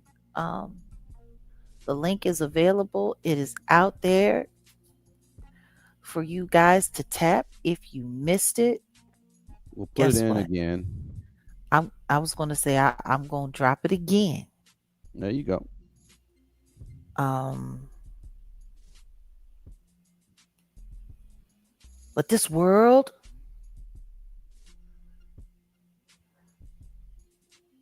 listen to me. Look, lady, when the FBA Boule beefed up their gatekeep, I couldn't agree more. Look, I did say it in our Patreon session that I felt like something was about to flip. Something crazy was going to happen on 4th of July. I did say that. I did say that, and here we are. Here we are. Like,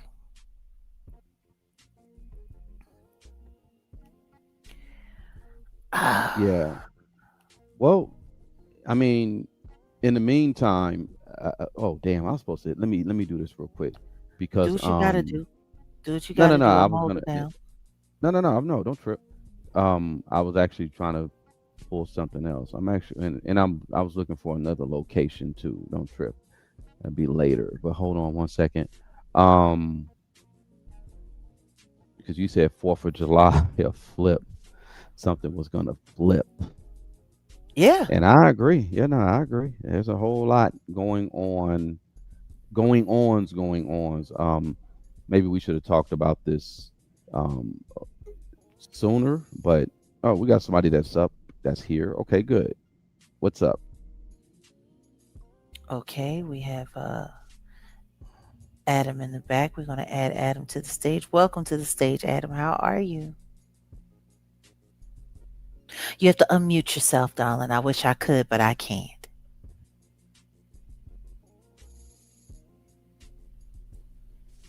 Adam, if you can hear me, you're going to have to unmute your mic. Adam going once. Yep, unmute your mic. Yo, what's up? What's going on? Welcome to How the you been? How you been? welcome to the stage. We're good. We're good. And yourself? Did you have a good Man, you holiday? keep me informed, man. Oh, I'm just sitting here, honestly nervous by the things I'm seeing right now. Like, that is just a lot to take in, and I don't know how you do it every week. Do you always have weekend wrap ups and Yeah. like daily content? How do you do it? I don't. Staying focused. Staying focused. Damn. I mean, even your other interviews I've been seeing, I've just been catching up on a lot of them because I'm trying to get into music myself. And the space is actually scary. Yeah. Like, even Sony Records, like, I was about to go and do a course for them, and I was like, oh, well, hold up. Yeah, so I was just like, let me not do that. I'd rather stay independent and do my own thing. Well, keep listening to like a lot of interviews that Jag has done in the past, and then also you gotta remember what Prince said, and Jag will remind you what Prince said about the music and the technology. We're at the time now, right, Jag? We are definitely at that time where our creativity and our imagination and technology are at a prime meeting point to be able to take that and to use that to your best advantage without having to be able or needing to rely on that system. Like the system it's not what's up. There's a reason why they hate me so much because I tell the people the truth and I give them the ability to make that choice for themselves. Yeah. But I promise you, being a part of their system is giving over total control of yourself. Yeah, and I'm from like England. I don't want to start getting big and like start doing things and then I'm dragged into it. I'd rather stay Yeah. independent from the beginning. Then stay independent. And Right. that's why we're doing what we're doing. It's a slow crawl, it's a slow hustle, but trying to find a way to create a community space where people can do their thing independently and have people to support and protect so that they don't ever feel the need to have to. It's so funny. We place so much importance and so much credibility on, the billboards and the awards and all of these things. And I can tell you right now, at the end of the day, they all add up to nothing. What matters is you Honestly, and what without you give. you, I don't think I would have seen what the award shows and all these like people, everything that's been going on. I don't think I would have taken it as what it was if it wasn't for you. So thank you for doing what you're doing and for carrying on, because a lot of shit's happened to you. I mean, come on. It's been years and they're still getting to you, bro. Like, why haven't they like found you yet and just be like, she's been telling the truth? Are you not? Like, what's so hard? Well, for every action, there is an equal and opposing action in science as well as in Mhm. man. For everything that I do, I have to be prepared for there to be an equal pushback from the other side. Mm, This is just the way of it. But no different than a lighthouse that has that beacon light on. right. You know, people are grateful for that lighthouse in bad weather. Yep. And sometimes people don't even notice that it's there because it's just there. It's so a part of the landscape of everything. It's almost easy to miss Mm-hmm. in certain light. But that lighthouse has its It's there. purpose. Yep. It's just You know, so navigating that's it and finding it all. It's just hard. just where And I am now. That's where I am. but I'm that I've lighthouse. been looking at your music and everything you've done. Yeah. I'm so inspired, even if it's from many years ago. I'm obviously like I'm only 20 years old, so Yeah. I was but making music. I was releasing music the nationally and lyrics, internationally before you were everything. born. Yeah. I'm in awe. Honestly, I don't understand why you're not up there with the rest of them. Well, I was. I Exactly. was. I was once upon a time, and now I'm here where Yeah. I am. And I'm going to tell you something right now. As Mhm. much as sometimes I miss parts of that life, knowing Mhm. what it was for and knowing what it was doing, Yep. there's no way I could enjoy being a part of that now, being an active, willing participant in feeding that system. In because that's what you do. That's what we were all doing. You know, when you're making money for this beast of a machine, Mhm. every dollar that they make off of you helps them keep doing what they're doing. Yeah. Oh, Adam, that are yeah. you are you what, Muslim, Christian? Do you believe in God? I've been brought up in a Muslim family, but I'm starting to navigate my own beliefs. Okay, but you believe in a Islam, yeah. creator, higher power. Okay, no, I was just saying, just as far as no, I figured. So when you But at the same do, time, I don't really think there's a certain way to follow. Like, yeah, everybody's gonna have their ups and downs, but if you believe yeah. in if you believe in good, I don't think you should be picking like religion is Yeah, yeah, yeah. religion. No, I'm not here to Yeah, no, no, yeah. yeah, I'm not here God to didn't create. God did not create religion. Man, yeah. No, exactly. Man created religion, and yeah. No, Yeah. I mean, I'm not here to like, ask you your personal No, no. questions or nothing like that. Just in general, I was just trying to find out because like if you do walk into, let's just say if you didn't discover Jag and you said, all right, I'm gonna go ahead and I'm gonna do this thing with Sony, I'm gonna sign with these people, I'm gonna do that. Man, do you realize, like you really don't realize Mhm. it's like you're mortgaging your soul. And instant. you probably don't even really realize it when you get in, but it's like a slow drip of Satanism. Let me just put it out to you like that. Even And when I first got interviewed or like when I first got into the building, something didn't seem right to me. Why is everybody just waiting for this one person just so we can show like a 5-second clip of our music?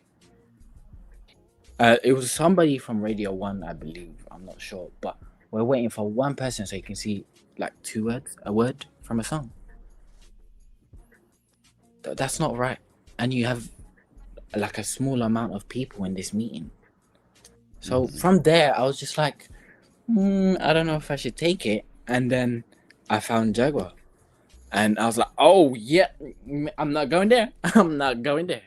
Hmm.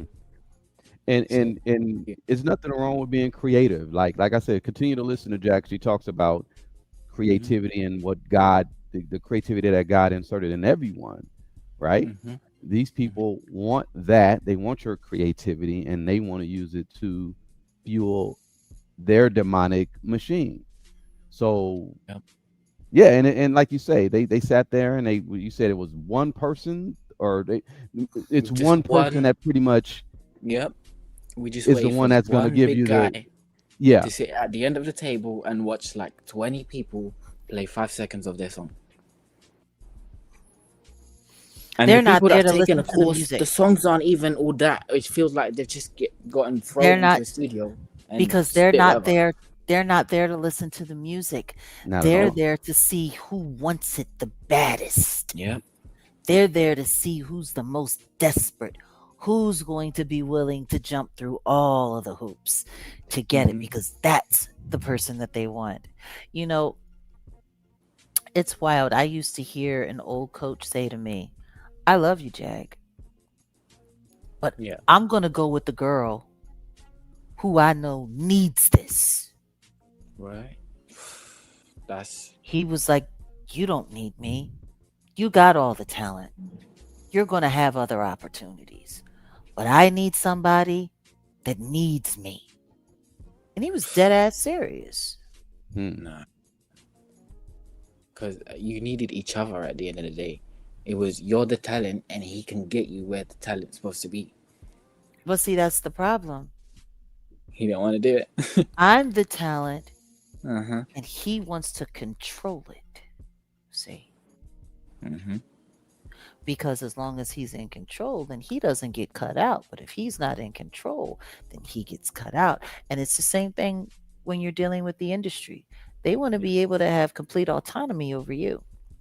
Because as long as they do, then they keep profiting off of you. They keep getting all of the things that they want to get from you.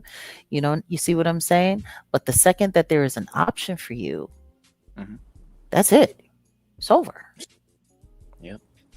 That's why they liked artists that didn't have a lot of talent and made them famous because see, those artists need the system in order to look like what they Mm-hmm. are, in order to pretend that they are what they are because without the system, without the money, without the hairdressers, without the this, without the producers, without the special microphones, without the auto tune, without the this, they don't rank. They don't add up. See, they need all of that stuff. So as long as they're willing to jump through hoops, see, it becomes a symbiotic relation. I need Mm-hmm. you so I can feel special, and we need you to make people think that you're special. So they'll want to be just like you, and then we can bring them in too, and we can take from them, and they'll keep giving us their money. Like it really is just that simple. Right. Oh. Even when you What said like listen you back should watch? to old You should music. watch The Matrix. Watch The Matrix, the first one. Mm-hmm. Watch it. Definitely. Yeah. But even when you said to like look back at the music will tell a story, even if we didn't believe you. Yeah. We looked back, it was there. So why should I not believe you? Like, it's hard for me to listen to certain artists right now the same way I did a couple years Yeah. ago. I can only imagine what they're going through, and Yeah. who knows what they're writing? Who knows if they're writing for themselves? I Most just hope. people aren't. They're writing what the industry needs them to write, to Mm-hmm. push whatever it is that they have them pushing, to doing, for the system. Yeah. I mean, you know what you're talking about. You're one of the greatest songwriters. I mean, come on. Thank you for that. You are Adam, true. Adam, have you heard of a movie called Under the Silver Lake? No, but that does sound interesting. Google it. And I would advise you to definitely. We got to figure this out, Jag. Mm-hmm. Either the Kick or Rumble, but I do want to do the movie night, like we were saying. because number one, Under the Silver Lake, it was produced by A24 some years back. Very good film. Remember, we kind of saw a little bit of it, Jag. I think. Now that I think about it, who was that main person that they were referencing in that film? It could have been Clive Davis, because remember when he finally met the guy. Hmm. If you see the film, you'll understand what I'm talking about. Oh, I But think I know. Yeah, yeah, the one with Andrew Garfield in it. yeah. I get exactly what you mean. So you're familiar with that film, man. Yeah, That movie was a trip, but they tell you so much in these films too, in regards to like the gatekeeping aspect. The one guy in that film, he wrote for everyone. He's been writing for 50 something years. mm-hmm. Remember? And yeah, no, I just wanted to, if you didn't see it, then I was gonna say, hey, go check it out, but maybe rewatch it because Definitely, yeah. yeah, think And about Mary that A guy also. and Mhm. Yeah, thank No, I you was for going that, to man. say Mary A also made a suggestion in the chat. I have the comment up on the screen. She says, "Adam, you should watch Slave, 2014 documentary by Prince before he mm, passed away. Thank mm. you for that, That's a man. good one too. Definitely. That's a good one too." But no, if Jaguar, do you're you have any recommendations? You as well, man? Oh no, You guys everything have that they're any other telling you, recommendations? everything that they're telling you is great. The only Mm-hmm. other thing that I would say if I were you is I would go and look up a book called The Harvard Report, and I would read that, Got it. because that will tell you the design behind all of this deception Mm-hmm. and what the real purpose was. And then you can choose after you've read that book where Mm-hmm. you want to put your talent, where it I mean, really hopefully I belongs. get to work with you guys one day, you know? That sounds awesome. yeah, we'll make it I happen. mean, all the way from England to all the way to you know what I mean? Well, hopefully we'll be able to make our way over there sooner than later. You Oh, know, really? yeah, Let's not this is tell them too much. that part. But yeah, no, just stay tuned. Stay tuned. Thank Yeah, And definitely. we have we have some plans and some things that are going on. We're not going to talk about anything too soon, but yeah, just stay tuned. But thank you for being here. Thank you for doing what you're doing, and please carry on. You don't know how much you've saved me from bad moments I could have been in. Well, salute to Thank you, you on that. truly. And thank you for listening. Always. Awesome. Oh, I love my Brits. I do. I miss London. Come to. I will. I will. I will. Once upon a time, Battersea was a very special place for me, and you Mhm. know, the Jazz Cafe was a home away from home, Camden Lot, and yeah, Yeah, they're hosting I think a jam session around there. really. They've been doing a couple jam sessions all over London this year. Oh, fantastic! I So know a lot that's of the artists are really brilliant. trying to go for it. I know that's brilliant. Oh my goodness, yeah. One day One day. soon. Oh well. But thank you, truly. Oh no, thank you for being here. And Always. salute to you. Oh my God. All Warmed my right. heart. Salute to Well, Adam. yeah, Oh, it's nice to talk to the wee ones. I love it. He said he's 20. Oh my yeah. goodness. Well, see that, and see the thing is, um, see his generation, the people that are coming up behind us, they need our insight. They need, we ain't super out of here old, and we're in touch enough to kind of give them the game. Um, you know, Well, I mean that's the whole purpose of it. If you remember what Bob Marley said, it was really simple instruction. Each one, teach one. We all have something to share. We all have something that we can give to people. yeah, We all do. It doesn't matter how old you are. I mean, I learn from young people all the time just by paying attention. You know, a lot of people write a lot of these young kids off. The truth is most of them are very brilliant. They're just being tricked into dumbing themselves down to conform and to fit in because of peer pressure, because of societal oddities that have now become norms. You know, it's a it's an interesting world we live in. Yeah, it's but yeah, we once we get rolling though, trust me, we'll be on that side of the pond. We're gonna get a lot of things popping. We just gotta make sure we cross our T's and dot our I's. In fact, Jag, we should. There was something, by the way, before you forget, there was something that you wanted to share before Adam came. Yeah, I'll get to it. I'll get to it. Okay. I was gonna say this though. We have our members here, and I think sometimes maybe they feel left out. Even though we do what we do or whatever. I'm since we're talking about the cruelty free aspect and stuff like that. What do you think if we were to give a little insight on a particular organization that we were privy to, do some stuff with, and give everybody a little maybe update on that, and then kind of because see it ties in with where we're going. You get what I'm saying? And I'm just saying members only. We ain't even got to really say the name or anything like that. Just I think hear about you it. talking, but I'm not sure if I'm following you, but I think I know of what you speak.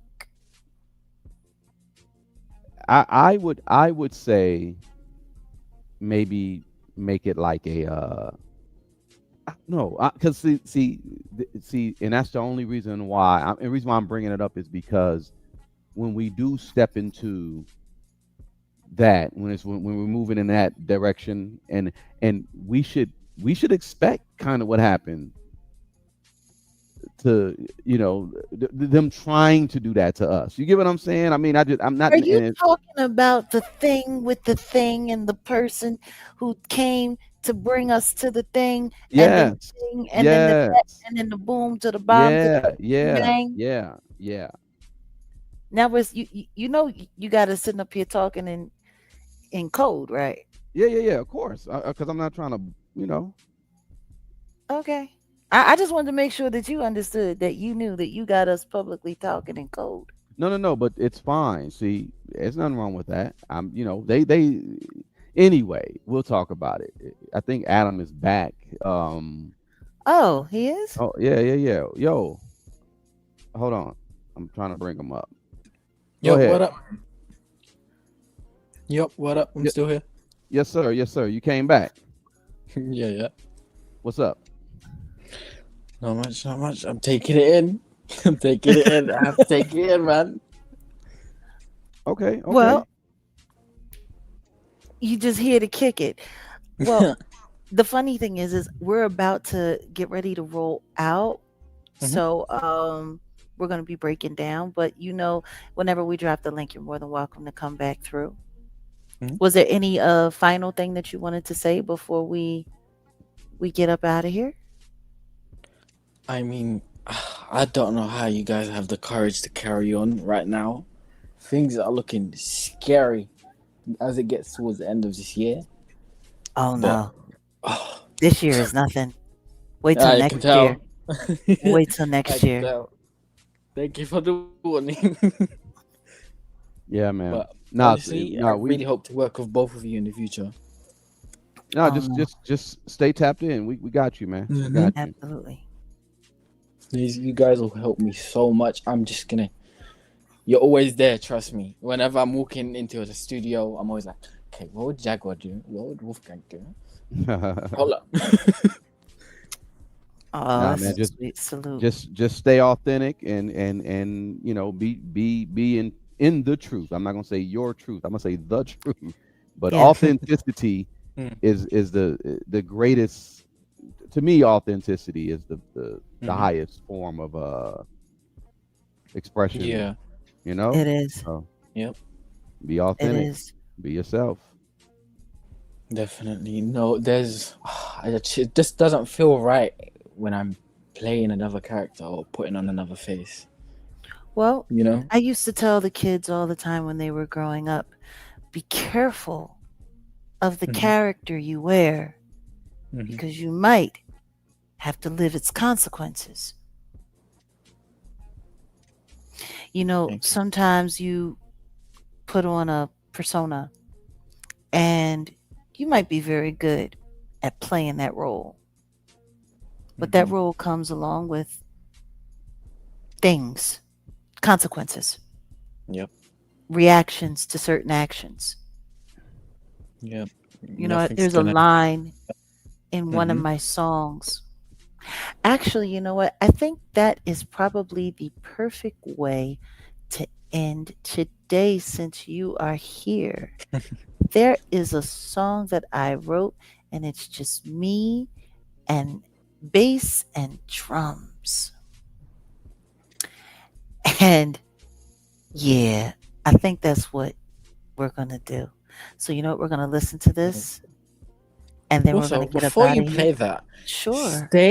stay has been stuck in my head for like 6, 7 months. I don't know what I'm doing. Every day I'm just like, should I? I love that record too. Yeah, that was one of the Thank you for early ones that. that I wrote. Oh, no, my pleasure. It doesn't belong to me. The second that I recorded and released it, it belongs to the world. Mhm. So that is your for I everything. just, it's so good, but every time I play, I'm like, Mm. amazing.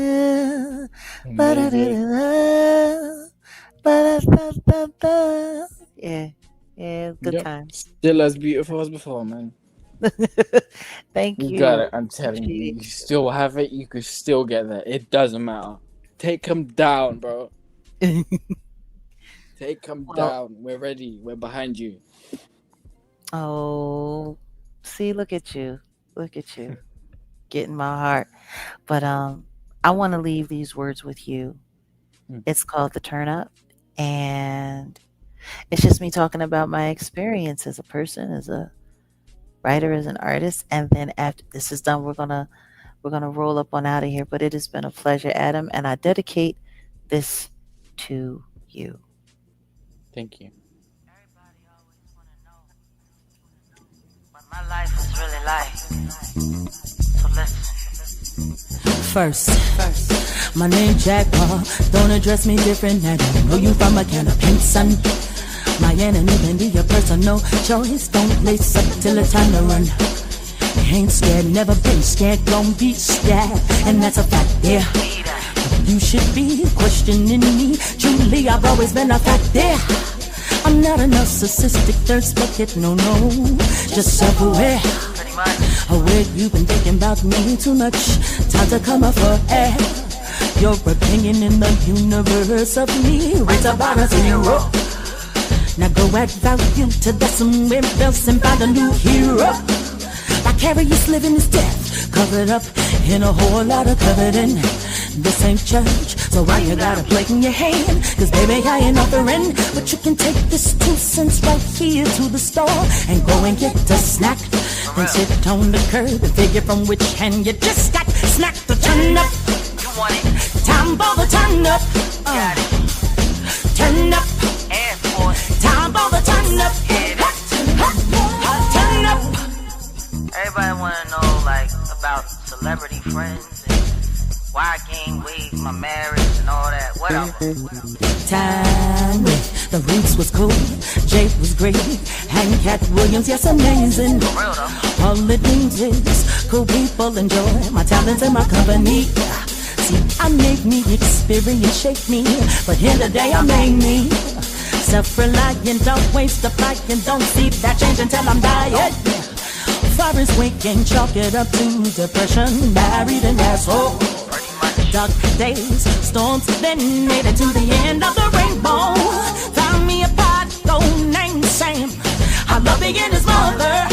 Might do it one more time, honestly, because it's such an honor. Always wanted a real life for real love, something that was on my true definition of fame is to be alone in the sunshine. Turn up. Time for the turn up. You wanted it. Turn up. It is.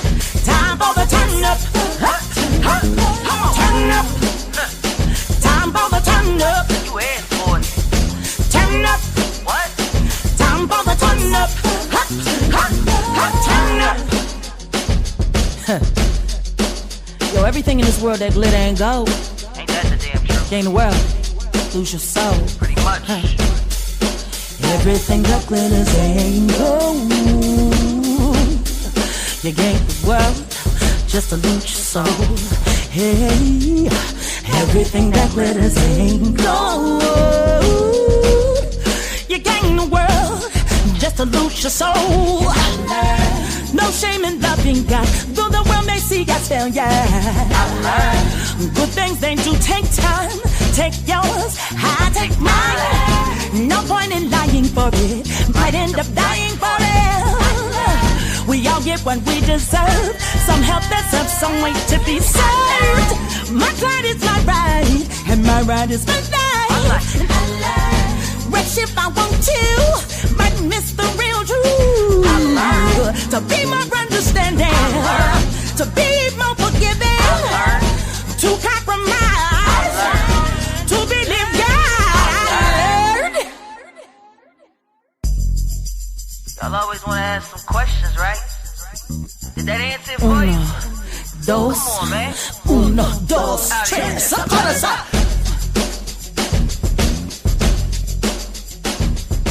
Turn up.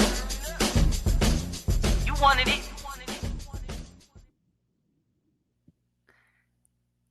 And Adam, that is from me to you.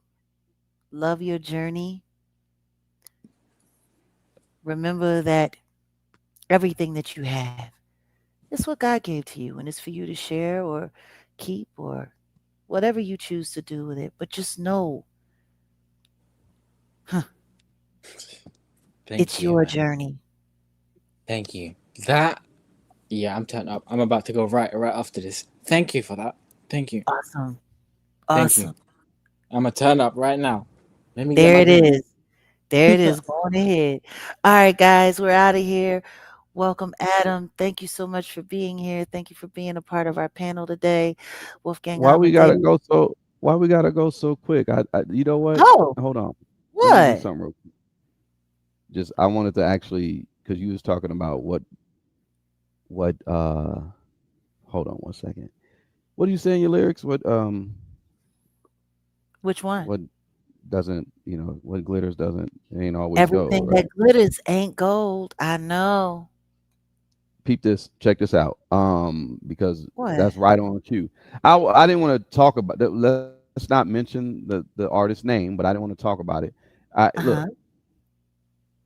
because we're talking about things that's going on in the industry, and you know, we always talk about the lies. The biggest lie, the biggest Yeah. lie is this wrong one. Hold on. What in the part of Yeah. the game? No. It's another one. Hold on. Oh. See.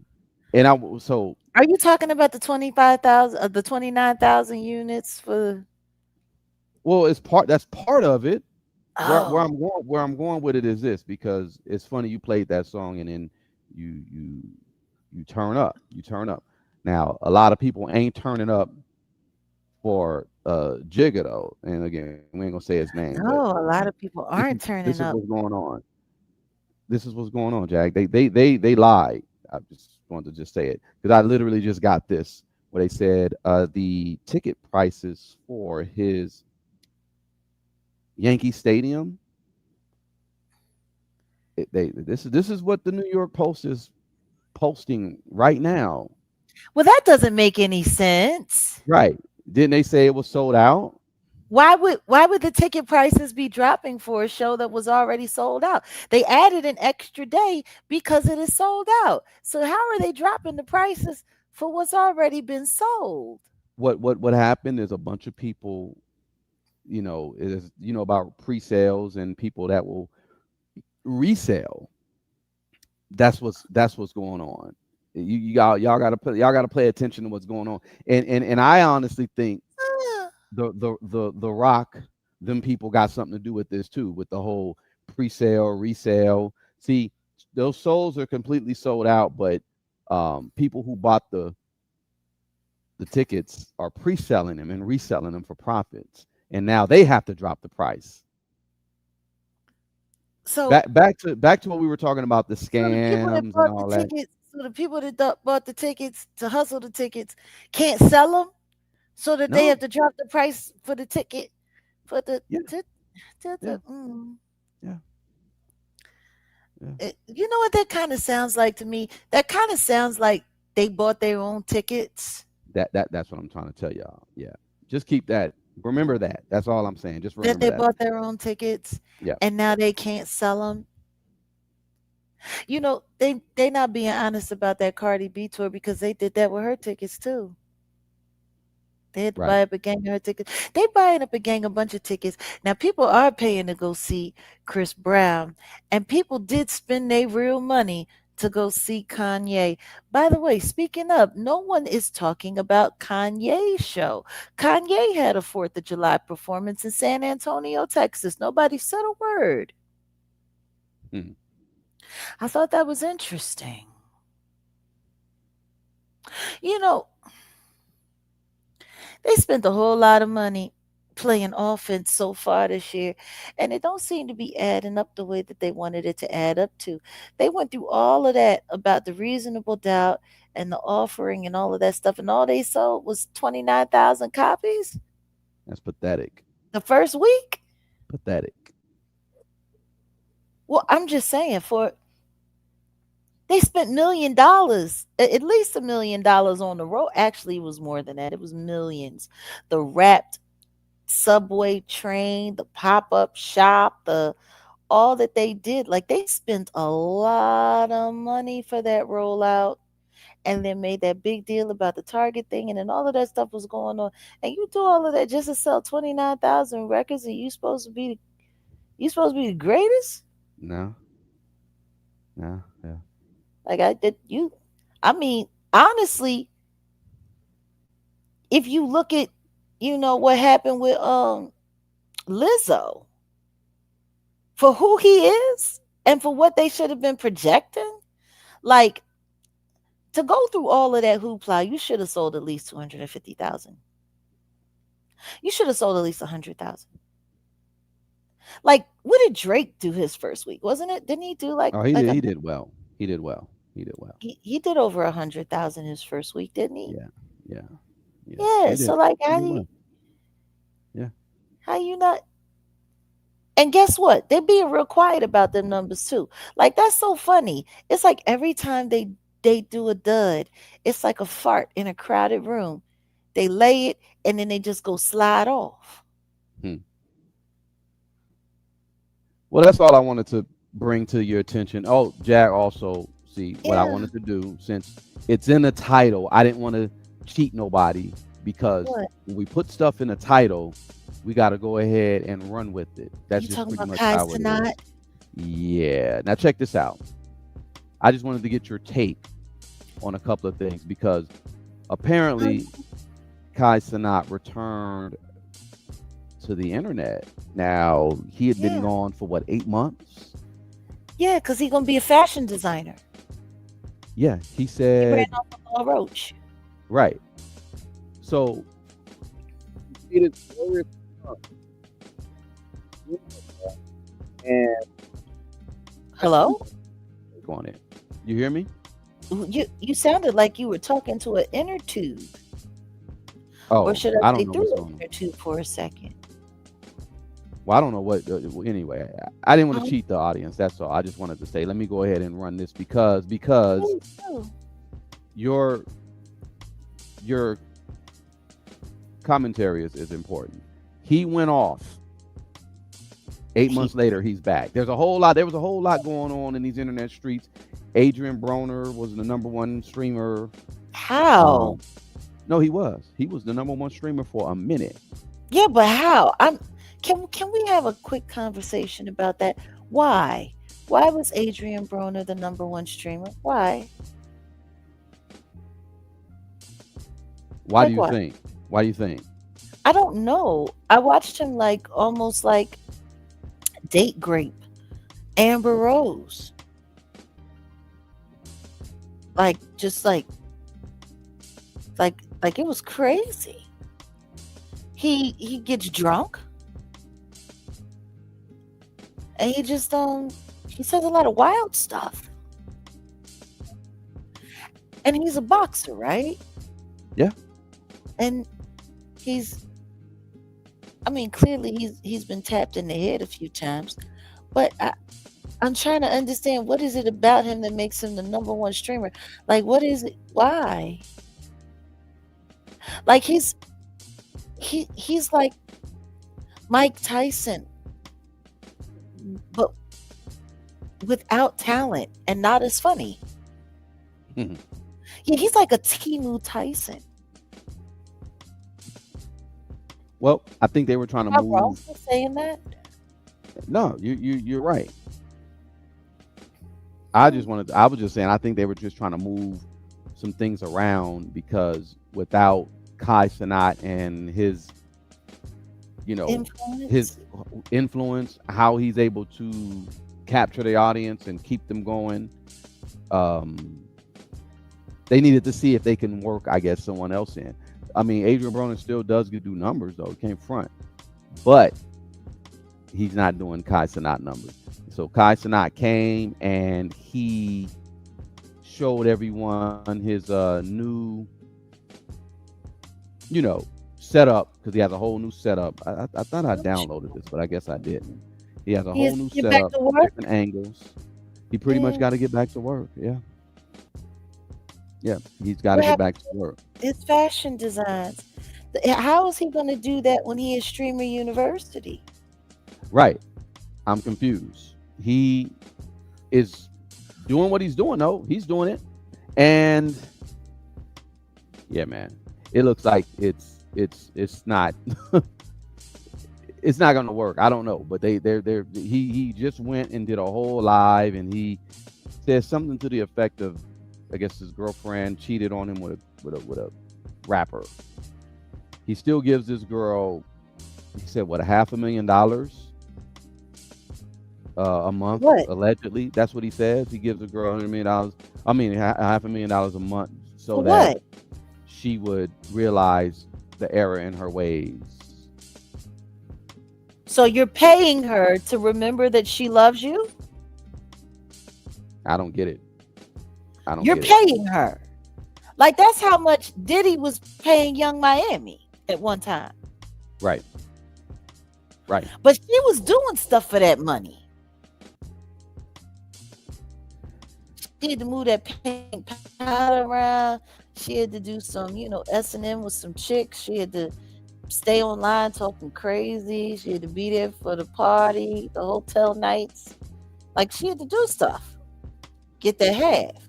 Because remember, she was going to quit him when he broke her down to the 250. Right. And so Kai Cenat is giving her $500,000 a month so that she won't cheat on him no more. I don't know. But it's weird. This is all Like weird. why? No, but why given- do you gotta pay your girlfriend to be your girlfriend? And the truth is, if she was already cheating on you with a rapper, now you've just given her more money to be able to continue to cheat on you and up like her covert. Like that Well, this money is- ain't gonna make her stop cheating. Not at all. This is his new Actually, setup. it's He gonna got make her he, keep cheating. what he did is he's upgraded his streaming. You see his multiple angles and all that. It's impressive. I'm not gonna lie. I'm looking at it like, wow, okay, very impressive. But yeah, I don't know. I It's can't call impressive. it. The different angles. Look at this setup. I just wanted to show you this. Look at the setup. Coming soon. Okay. We'll be doing something like this. I'm just saying. Look. He's able to change his angles. He's able to this is impressive, but you gotta have a lot of money to do something like this. Not necessarily a lot, but I'm not mad at it. He's got a Looking at it bed. like- Do you Yeah. want to know what this looks like? This looks like a playroom Right. for children. Right. Well, he's a big kid, so. And it looks like there's surveillance. Like these are all nanny cams. Diddy cams.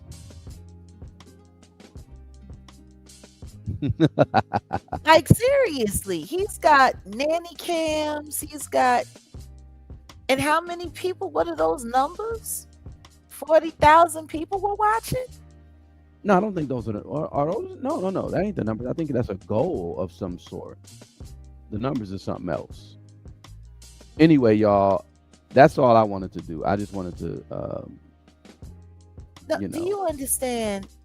This boy is a whole plant. He's a whole op. I know. I get it. He's a whole op, and that whole thing is surveillance. Yeah. It's all surveillance. It looks like a jungle gym.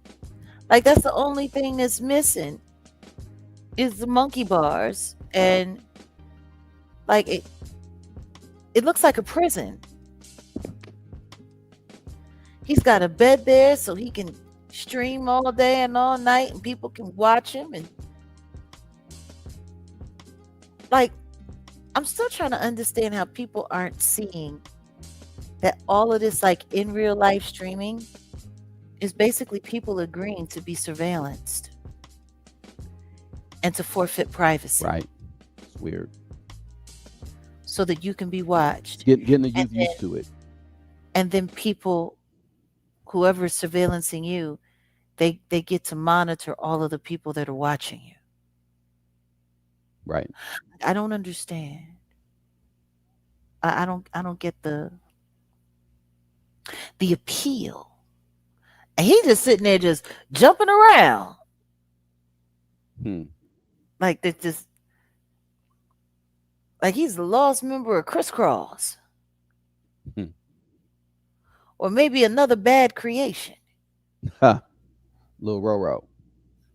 Like that's who he reminds me of. Like he's just like, and I'm like, kid, and you make it so you're giving this girl.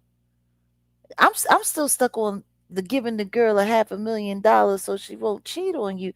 Can he pay us? I don't know. We won't cheat on him. We won't even bother him. Won't even touch him. How about that? Sounds like a great idea. He can give us the $500,000.